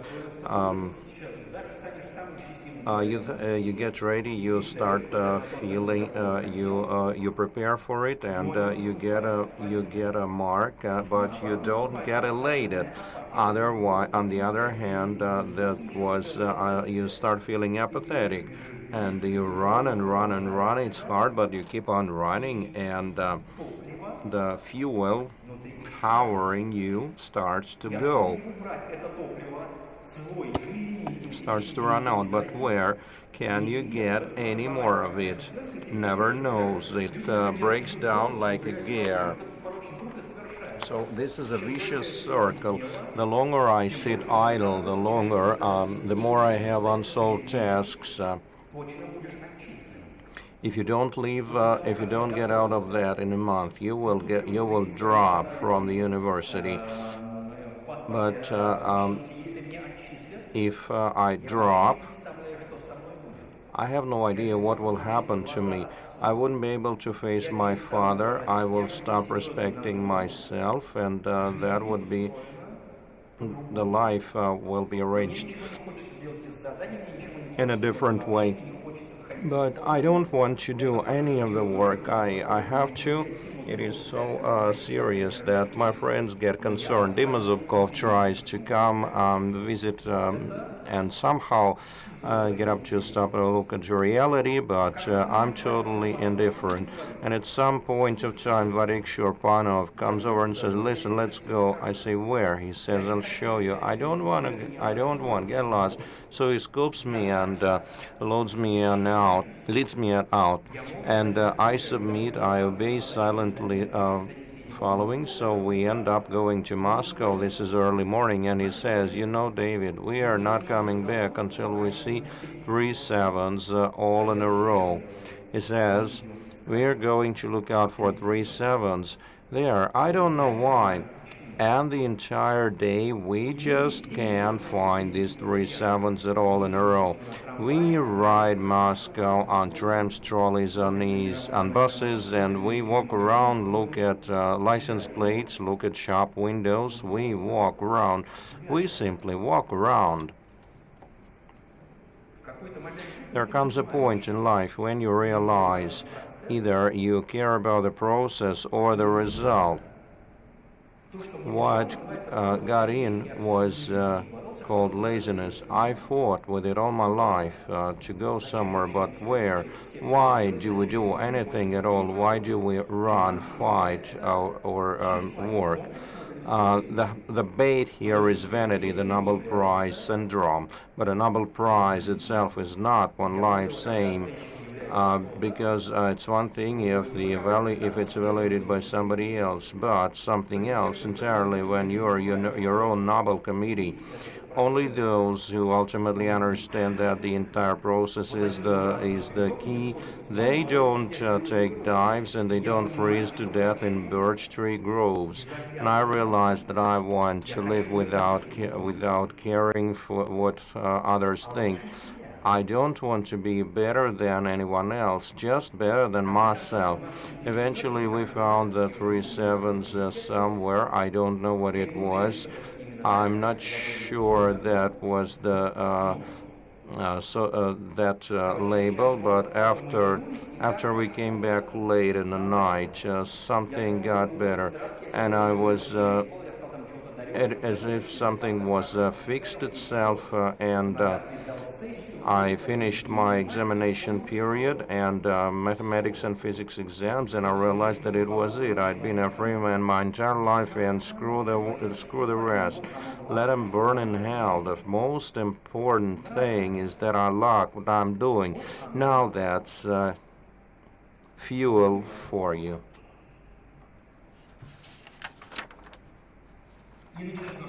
Meditation, and on the fourth course we started the practice. I was in the Chernogolovka Institute of Solid State Physics.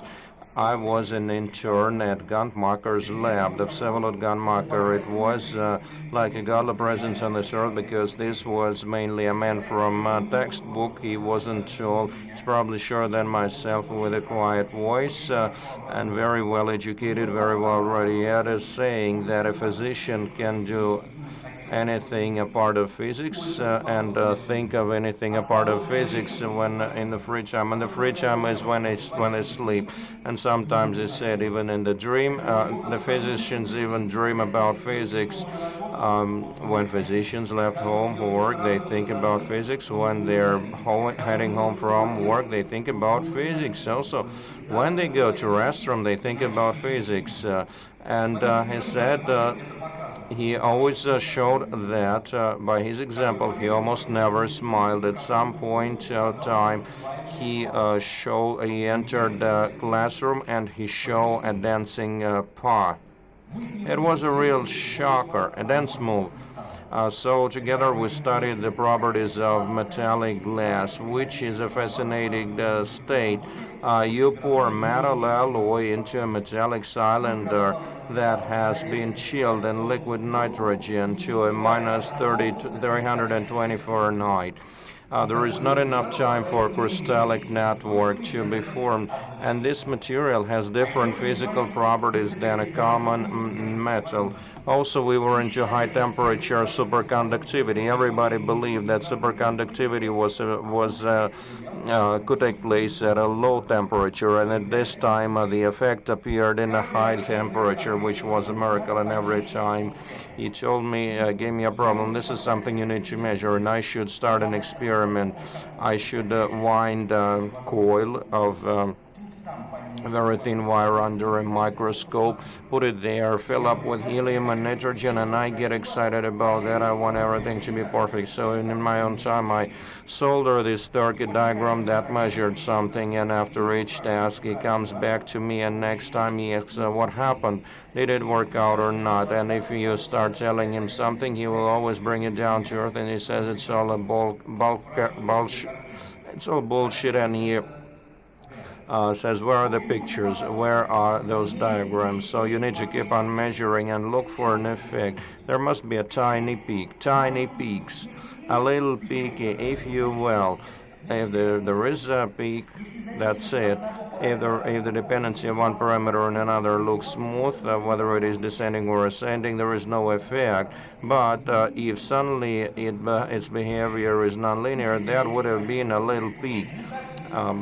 Crowd of theoreticians then started studying that. If that's base for a physical phenomenon, that would be a discovery. But this is like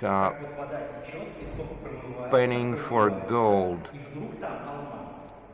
It could discover a diamond or perhaps just a large grain of sand. While at last, that's such a meditation. Before I met Ganmacher, I thought I was diligent enough, but after I met him, I understood that was all baloney.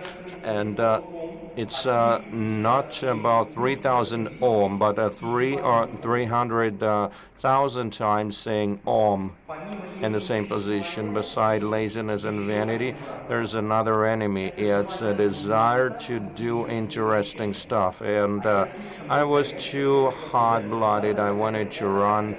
I wanted to run before I could crawl. And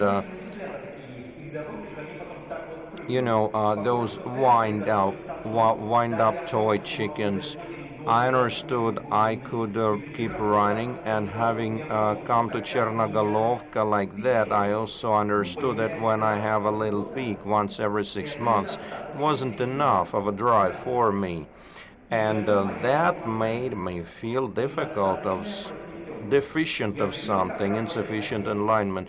I saw my father work, I saw the people around me work. My teachers taught me to run a long distance as a runner. They taught me to pan, gravel, and improve any shot. And you have to be able to get satisfaction from the game at a much more sophisticated level. Your life is equal to what you are, to what you can get through. You practice your shot, and that is what it means, running an extra mile. Both my dad and my coach taught me that, and I believe they taught, this is something they taught me, at least partially.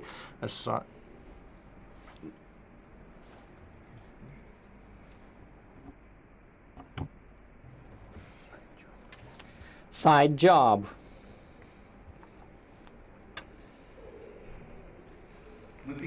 We came to work by 9 a.m. sharp and left after midnight.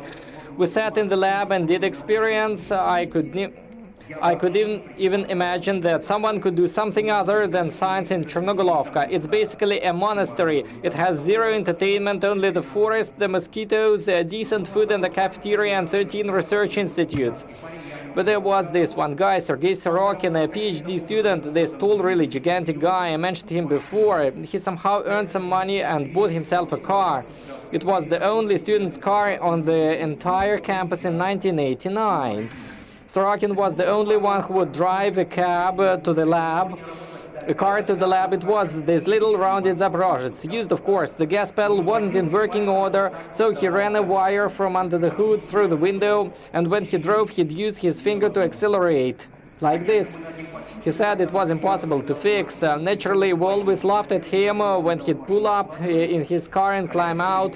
He was probably 6'5" or 6'8", and when he folded himself up and climbed in his knees, were up to here. I really wanted a car. During summer, all my friends would go off to earn some side money by traveling to Primoria and building chicken farms. These trips had always had this air of romanticism and freedom, especially freedom between guys and girls. They would bring back 300 rubles apiece, some even 500. This kind of money was inconceivable. 500 rubles could buy you jeans and sneakers, which cost around 100. I never went with them to work, these little odd jobs. I would earn 55 rubles a month as a sort of semi-privileged stipend.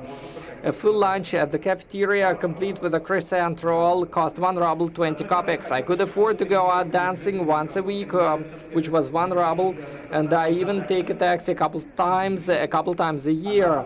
To some extent, I wanted to show off in front of the girls, wear jeans and sneakers, but the discipline I had concerning my main target, physics, always ended up winning out over everything else. Your body constantly demands sweets, but at the same time your brain also likes to see others getting sweets. That's what becomes your fuel. So you're constantly struggling with yourself. It's just this brutal scramble when you want to be lazy, but you still want to treat others. You want to go out dancing, but you still want that. And if you don't do it, you won't have any sweets to offer others. Now physics is an area that can give you this type of opportunity. At MIPT, you learn 2 foreign languages. English is the main one, and everyone takes it really seriously. And then you can choose your second one, which no one really cares about at all. My second language was French, and I went to class only twice, the first and final lessons. So then during the summer midterms, I have to somehow pass my French exams. And there I am sitting at the exam, struggling painfully to understand why no one has invented any software to help people memorize all these horrible French declensions and conjugations. Well, somehow I managed to get out that French exam with a B, and then I walk out, I decide that's it. This summer I'm going to find software developer who can write this type of software, and I'll sell it before September comes around. As I walked from the building back to the dorms, my thoughts shifted from learning French to learning English, because obviously the demand would be higher. And then this transformed from language learning software into the image of a dictionary, because that would be easier to make and easier to sell. Me and Sasha Moskolev made the pact on the 1st of July. By the end of August, we're going to sell 100 copies of our Lingua software at 100 rubles a pop and make 10,000 rubles. It was going to be crazy profitable. The year was 1989, and 10,000 rubles could buy you a Volga M21. It's twice or even 3 times the annual salary of a professor. And of course, it would also wipe the noses of those guys who traveled long distances for side jobs. They come back after 2 straight months of lifting bricks and concrete with just 500 rubles in their pockets. And then they'll see me, and in September I would just continue on with my research, because during the school year there isn't any time to make extra money. So now Sasha is working on the software, and I'm looking for words stored electronically. Because how would our dictionary be built? It's a software plus a database of words. It can't just appear out of nowhere. Dictionaries are still all in hard copies. They somehow have to be fed into a computer. But who can do that? Only professionals, because manually you can't enter all that data or you'll make mistakes and so on. And professionals certainly won't do it for free. Should I offer them a share? So as it happens, no one would agree. Then I find this firm that is willing to do everything for 3,000. I go to one of the state youth centers for science and technology initiatives to ask for a loan. I pitch my idea and they shrug. I go to 3 other centers and they all reject me. But then at the next center, one called LAKHTA, they say to me, all right, how much money do you need? I say 3,000 rubles. They say, after you pay off the money, we want 50% of your dictionary's profits for 1 year. I agreed. Early July, the firm promised to transform the dictionary into database in 1 month. Sasha promises to finish the software by the 31st of July. In September, not a single part of the project was ready.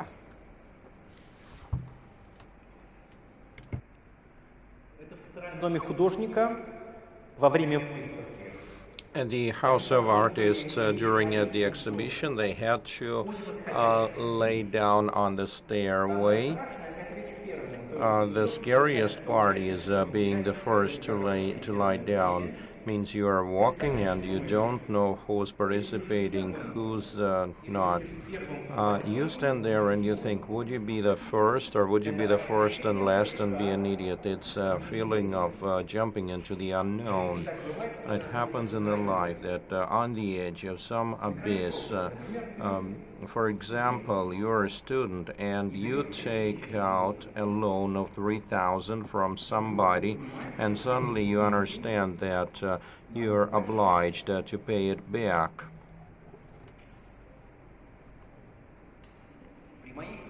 with a monthly scholarship of 55 rubles and my father's salary of 400 rubles. This was a really large debt. So I'm calling up the customers and telling them that this is a software and you just call and call and call, and they don't seem to care. They don't want it, not for 100 rubles, not for anything. And in a month, the guys I know ask Ganmakar is asking, where are you? Why are you not available in a month? And I can't leave the Lingua project because of financial burdens. We understood there wouldn't be so many sales. We will never sell 100 copies in the remaining month. And in another month, the same guys tell me, David, you need to give us some kind of answer because we have to have something to tell Ganmakar. So have we seen you or not? It's stupid, of course. I simply disappeared. Very unbecoming. What a shame. I don't want to quit physics nor MIPT. I need to overcome myself, and I have to explain to Mr. Ganmakar. But what I'm doing is, after all, so much less respected than the great physicists called software development commerce. In October, our first customer agrees to buy the software, but before it's even finished. It was an institute in Yerevan. They agreed to buy 3 copies, 700 rubles each, and they haven't paid the money, but we know that once the program is ready, they'll be ready to give us 2,100 rubles. Psychologically, it was a much needed boost. That fall, I start showing up to Chernigolovka again, and Ganmakar approached me. He said, David, I can tell you're not thinking about physics. Your mind is something else. You have to make a decision. Either you do physics or you do something else. Doing 2 things at once is impossible. I absolutely understand that he's right, and I understand that there's no way I can secretly have another project, but I have nothing to tell him. I'm so embarrassed to tell my teacher the truth that I want to do, I decided to do, or rather have to do. He may well understand everything and suggest that I come back in a year when I'm sorted out my financial problems, but he may turn out to be one of those people who say, do whatever you want to the money, find it somehow, pay off the debt, but either do physics or don't ever come back to me again. So I'll say I'll think about it. And I go see our dean. I say, please let me have a year of educational leave. We just need to sell some dictionaries, and then I'll come back and finish my studies. It says we're going to formally expel you, and then once you sort it out, we can reinstate you. I suspect that he doesn't mean it, but the circumstances, mine, finances, and so on, force me to accept the offer, which to me is terribly, stunningly radical. He really expelled me.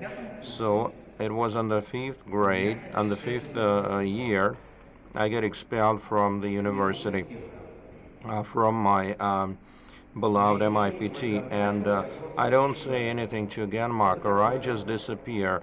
It's so cowardly, but there's no way out. I was ashamed in front of my parents. They're teaching in Taiwan, so we talk like this. Are you guys okay? We're okay.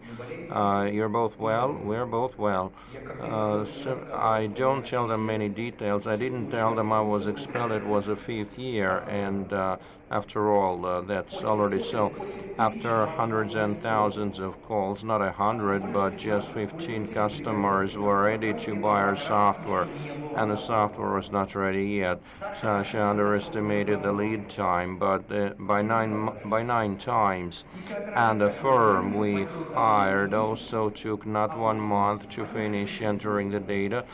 Took 8 months. So when they give us 20 diskettes with A, B, C, D, E, and so on, Turns out there is no letter K in this set. Either they forgot or they just anyways. The dictionary is missing every single word which begins with a K. But we already sold the software and we have to key in those words overnight. There's too many. The Russian language has quite a lot of words starting with K. I didn't sleep for 4 days. Day, night, day, night, day, night. Day, night. Day, night. Day. 4 days and 3 nights in a row. I hardly didn't sleep a single minute. I just worked. We sold 15 copies of software at 700 rubles and we repaid the loan. I wanted to return to MIPT. Then we realized there were another 50,000 copies that had been distributed illegally. Someone hacked the code, shared it with a friend also shared. It was like Vysotsky was the same way people copied Vysotsky records. The distribution, the installation package continued 15 floppy disks. There wasn't any internet back then. People had to physically carry around 15 floppy disks, spend 4 hours formatting and copying them. There was no piracy involved. It was just the people that shared with each other. 50,000 people started using our software, and obviously they felt more comfortable owing to that. We understood that what we are doing, what is needed needed by the people.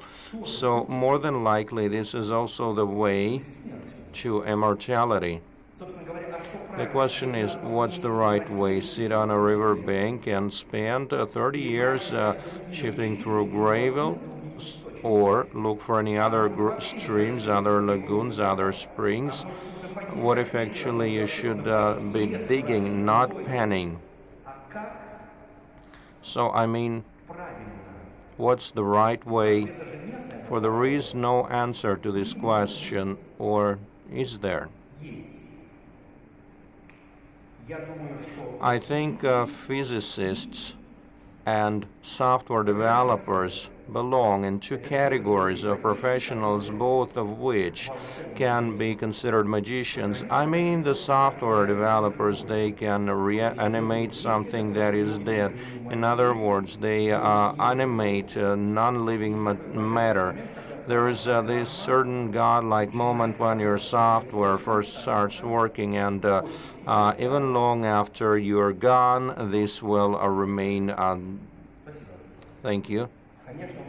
Of course, I have a feeling that I'm going to go back to MIPT, and after I will get my diploma, that I will tell my parents then, yes, I can tell my parents this is when I received my diploma. But for the here and now, I need to think about how I'm going to pay my employees. I need to manage day-to-day operations. Utopia.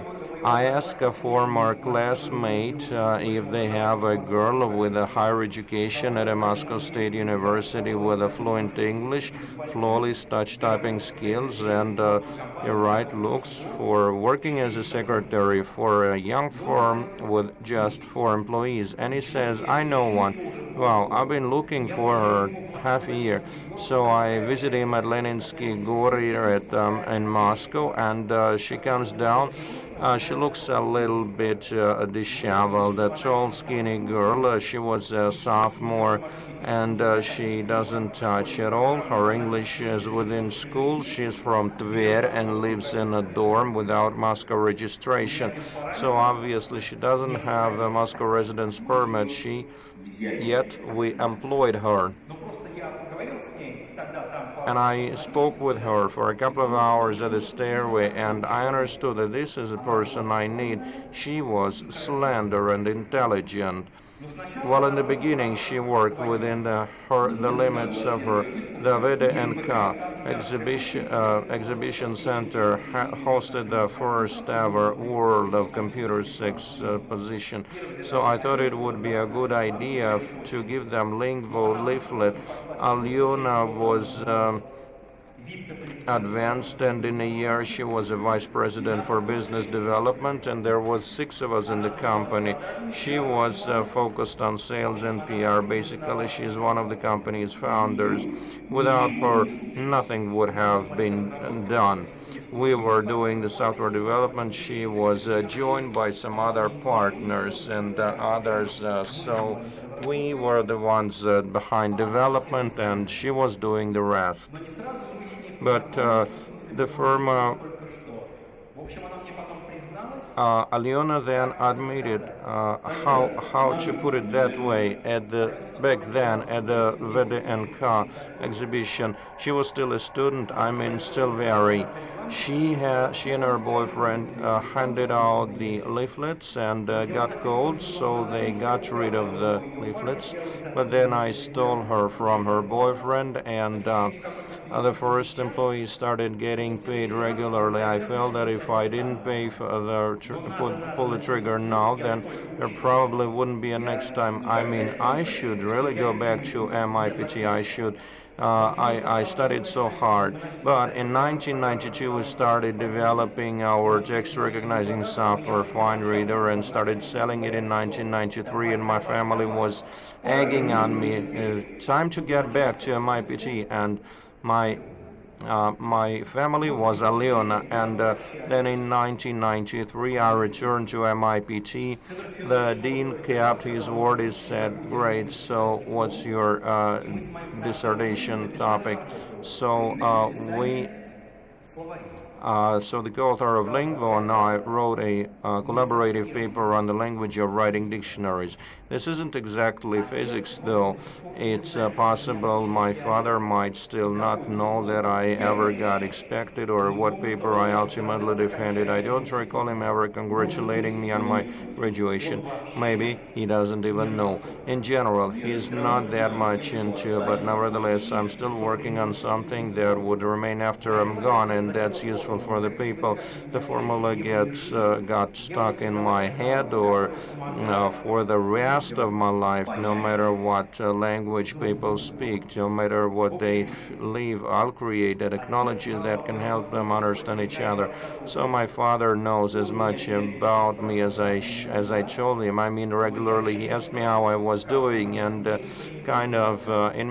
my family we don't share too much.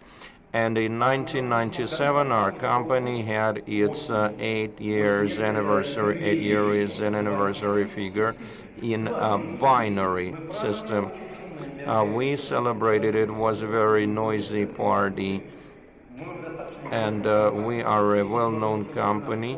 The Solid State Physics Institute is our user, and Ganmacher knows about me, and I invite him to our anniversary party, and he accepts the invitation. I shake his hand and I say, "Please forgive me, I just disappeared for 8 years without saying anything." He sort of shrugs. "David, it's okay. Things happen in life." And he adds that he had high hopes for me, but I stopped coming into the lab. But I could have looked for those speakeasies with Ganmacher. We could have gone by without even finding a single one, but I, with my wind-up ability, just couldn't. Ganmacher can run distances of 50 years, and so what? Seriously, so what? Where's the truth in that? A person has to feel a sense of inner comfort to do something. If they enjoy long distances and penning the sand on the same spot, they should pen the sand. Sooner or later they come across gold, or maybe they never do it. The main thing is that they have to do what they enjoy. If they can sit on the same spot their life and pen the sand, they should not do that.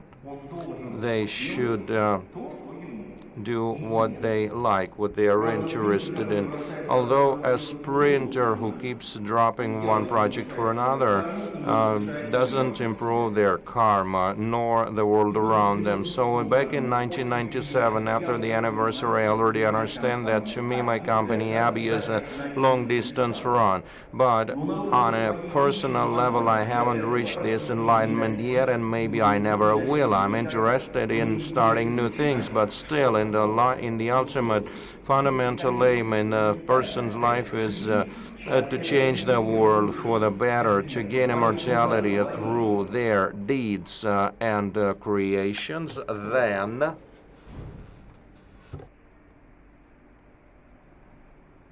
a cracked plank.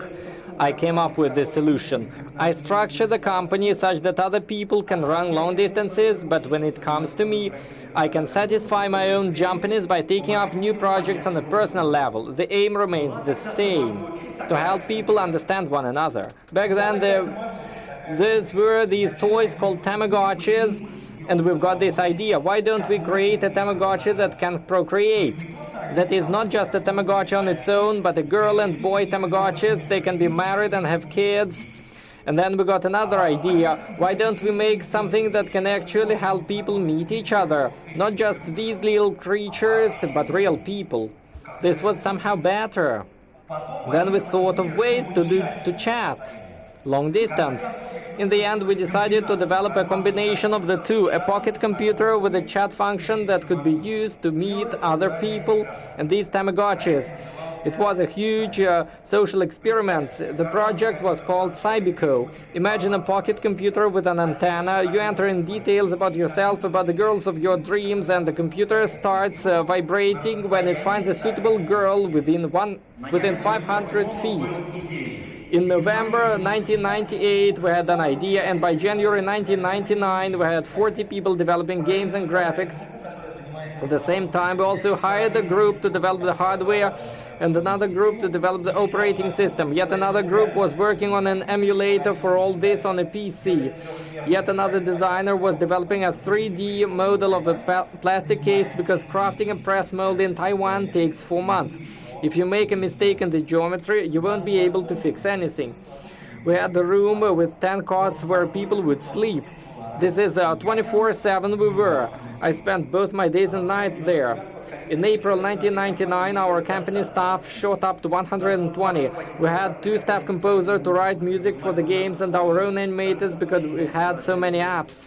One person is working on the screen, another on the port for external memory devices, the keyboard, the antenna is tested separately. We head off to Brussels, Moscow, to Greater Moscow region. When I go to travel on business meeting, my team gives me this special device that I turn on, put it in my pocket and carry around, so later they can analyze the data to check our radio protocols aren't picking up interference from anything in the city. In the span of 1 year, I flew 600,000 miles. This is the distance from the Earth to the Moon and back. For a month straight, I only sleep 2 hours a night. Because of the different time zones, I'm constantly finding myself in meetings, flying to Taiwan, Moscow, New York, Chicago, California. The year is already 2000. I come back to my hotel. I don't touch the bed. I take a shower, open my laptop, and start up a telephone conference with Moscow. Because when it's nighttime in New York, it's daytime here. I finish the call, check how many emails I've gotten, and decide I need to reply to at least every third one, because they are the most urgent. I write replies, I look at my watch, I realize I have only time to brush my teeth and run to catch a taxi because my flight is about to leave. I'm flying from New York to Moscow via Zurich. I walk across the airport, I'm walking and walking, and suddenly a man turns the corner. I say hi, talk to him, discuss some issues, and so on. Then I wake up to see I only walked around 30 feet. I realize that I'm just sleepwalking, hallucinating. I sit down. In 20 minutes my flight is boarding. I close my eyes, open them, everybody's gone. I walk up to the girl at the gate. What happened to the flight to Moscow? Are you David? Yes. Oh, we were looking for you and waiting. We called for you over the PA. The plane is gone. The next earliest flight is in 24 hours. And suddenly you get the news that the head of your operating system department is suddenly quitting his job right before the release. That's it's a feeling I can only if you had to walk across a plank of wood to reach the other side of the abyss, and you look down only to discover that the plank has a crack in it and you're about to fall in. That's what it's like. It's scary.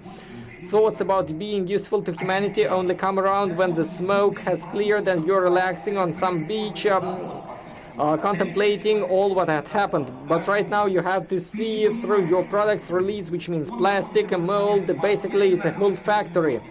You have 300 people receiving salaries every month. You don't have a clue what to do. You are currently in New York and he's in Moscow. It's straddling the line between good and evil, betrayal and non-betrayal. Either he got a better offer somewhere else, or he's incompetent, or perhaps quite the opposite, and he's a genius, or all of the above. This was the only time in my adulthood since I was 15.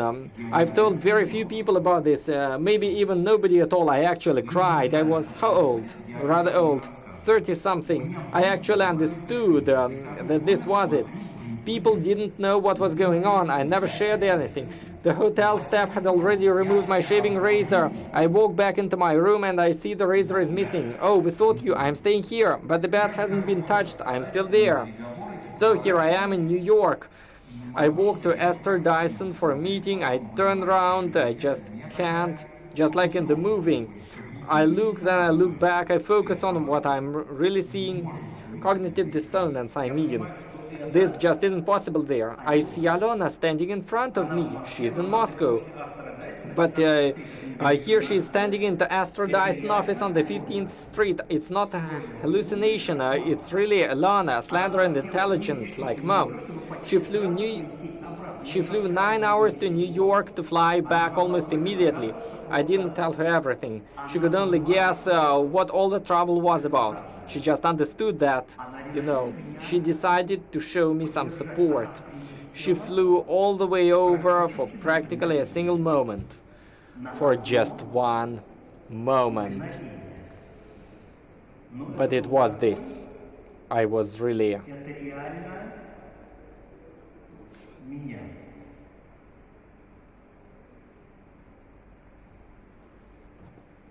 moments. We sold 250,000 devices in the US and some more throughout the rest of the world. This is something that will always remain after I'm gone, right? Although it really doesn't matter. Something else matters more. In 2003, the Cybico project was shut down in connection with the financial crisis, and I went back to Russia, where I've learned about a very important event. On the 17th of June 2003, Macy's department store, New York on Broadway and 33rd, the rug department. At some point during the day, several people, some sources say about 40, others about 80, came in and asked the staff if they had a love rug worth $10,000 for a suburban commune. It was the world's first flash mob. When I heard about the appearance of this time of community action, it united so many previously disparate elements for me. I mean, people brought together by a weird, irrational idea. Together they can create these moments. Our first flash mob was called Yellow Shades and went down on Gorbushka, a consumer electronics superstore. I wrote the script. You had to clap 112 times while wearing yellow sunglasses. They were not functional. They had a yellow frame, yellow glass. I didn't exactly get to watch it happen. I was taken to the police station. They knew all the details of the script. They asked, why exactly that many claps? Does that mean something? After that, we had to keep everything a secret. We handed our scripts out on the spot, so that nobody knew the exact venue. At first, we gave people a few addresses where they could receive papers with instructions. Then, using these papers, people would get to set the location in Moscow and be able to participate in the event. In fact, there's a theory behind the flash mob. It's an action intended to blur the lines of social and communicative space. That is, the task is not to shock, not to be completely ostentatious, but to distort some small element of our lives, distort all of its causal chains. Flash mob participants cannot know each other. When you see people around you at a public place, you don't know if they are other participants or passing spectators. You can't know about the flash mob and not to participate in it, choosing instead to just watch. And when you do the action, you can't show that you're actually a participant. We had this one beautiful flash mob called Circular Movement. People with birthdays on even date were told to go to the second floor of a mall in Moscow, and with birthdays on uneven date to the third floor. At a certain moment, one group was to start walking clockwise and the other group counterclockwise. This action in itself doesn't seem very unusual. But when people suddenly start doing it together, if you raise your head and watch closely, you get a distinct feeling something's not right. The cool feeling here is that you start feeling sort of dizzy. You don't understand. Is this a coincidence or not? A vital factor here is suddenness. One of the most fantastic strips we have ever had was called the sharpening of the nose. Everybody had to go to Arbat Prestige perfume store in Atrium and smell price tags. Everybody had a cell phone in their pocket set on vibrate. Exactly 3 minutes after the flash mob had started, everybody was to leave the premises entirely. The most intriguing part of it all was when people started showing up and you don't know if they are participants or not. But I see one guy actually pick up a price tag, look at it, sniff both sides of it and put it down. And there is this feeling that it's starting. A staff member is wiping a shelf, straightening up some bottles, but suddenly someone snatches a price tag from her hands. She sees that guy stand there and smell it right in front of her. "Young man, what you're doing?" She takes it and puts it back. She raises her head and sees another person, then a second one, then a third one. She takes 2 steps back, leans against the desk, and her co-worker is right there, who hasn't seen anything yet.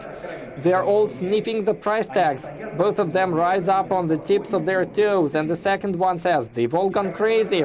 And then just like that, they both run into the back office. 10 seconds later, they are back out again with virtually the entire store administration, security, accountants.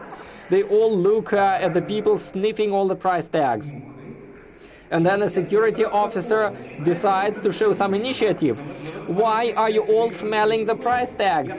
And the guy answers, "Well, try it yourself and see." The security guy sniffs one, and then all other employees start sniffing them too. But at that very moment, everybody's phone starts vibrating. I head downstairs and see a police squad going up the escalator. Some 20 people, all of them identical. They arrive to an empty store. Everyone's gone. This one was called Play-Doh. You had to somehow stick yourself in a random pose to the end of this line that pops out of nowhere in the middle of Red Square. Hundreds of people touching their hands together in different poses. Strange people. It's a real rush when you're in Red Square and there's a girl you don't know and will never see you again. You somehow hold on to her hand and you wait for the police. At any second, the police are going to show up and cuff everyone. And this irrationality, this inability to stop time, stop the moment, cut, break the film. You just have to learn to derive pleasure from it. Enjoy a fleeting, inimitable moment that is never going to come back. Ever. You just have to see some kind of spark in people's eyes. This is the best fuel for everything. It doesn't matter if you are short or a long-distance runner, and we can provide each other with this right here and now.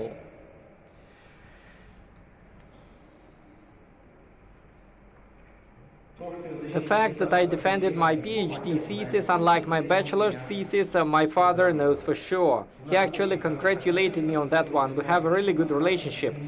Somehow it just happens that I don't know why, but we don't really share that much. I don't know. Like in some families, mothers and daughters have this real trusting relationship. They share everything, but we kinda... I'll just say one last thing. Once a physicist, always a physicist. People who have gotten a taste for physics feel like they can solve any problems. This feeling of almightiness, it stays with you forever.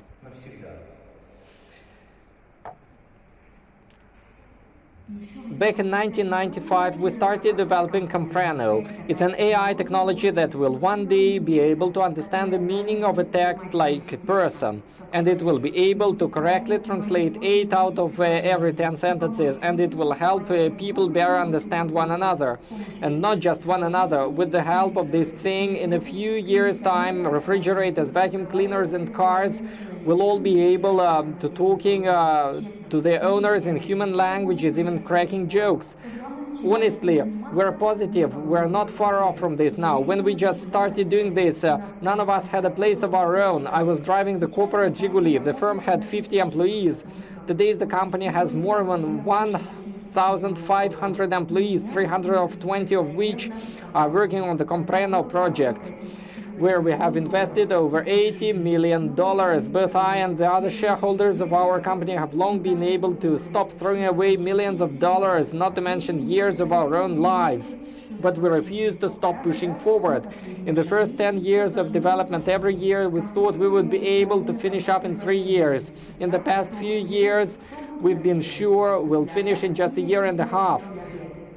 But the last steps are getting more and more difficult. It can already correctly understand the phrase, the chickens are ready for dinner. Who is having dinner? The chickens. Or have the chickens been prepared for dinner?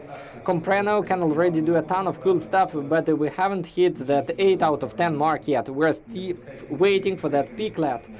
We keep pushing our limits and believing. And the very last thing, according to unwritten rules, after a flash mob, everybody has to leave in small groups and in different directions and not walk out in the same way. It's strictly prohibited to have any kinds of gathering after a flash mob on the side of the event. Interviews and discussions of the flash mob are also not allowed. No need to capture the moment. Thank you.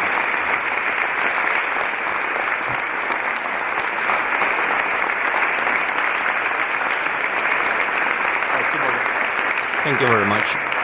Thank you very much indeed.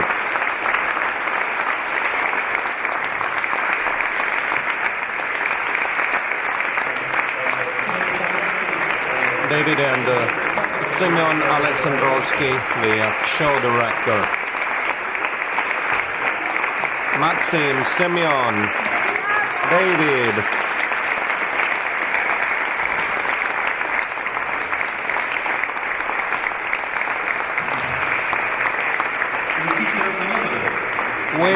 We have nowhere to go, so I'll end up standing here only.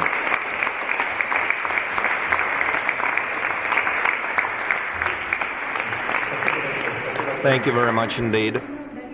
Maxim, Semyon, and David, thank you very much. Thank you very much to everyone who was here. It was a premiere, even though this show has many people already like this show. David saw it for the first time, so we believe the first screening was today. Thank you for being with us today, and thank you to all the online spectators. This audience is more than 500,000. They have been watching our sessions. Thank you very much indeed, and we hope to see you again. Goodbye.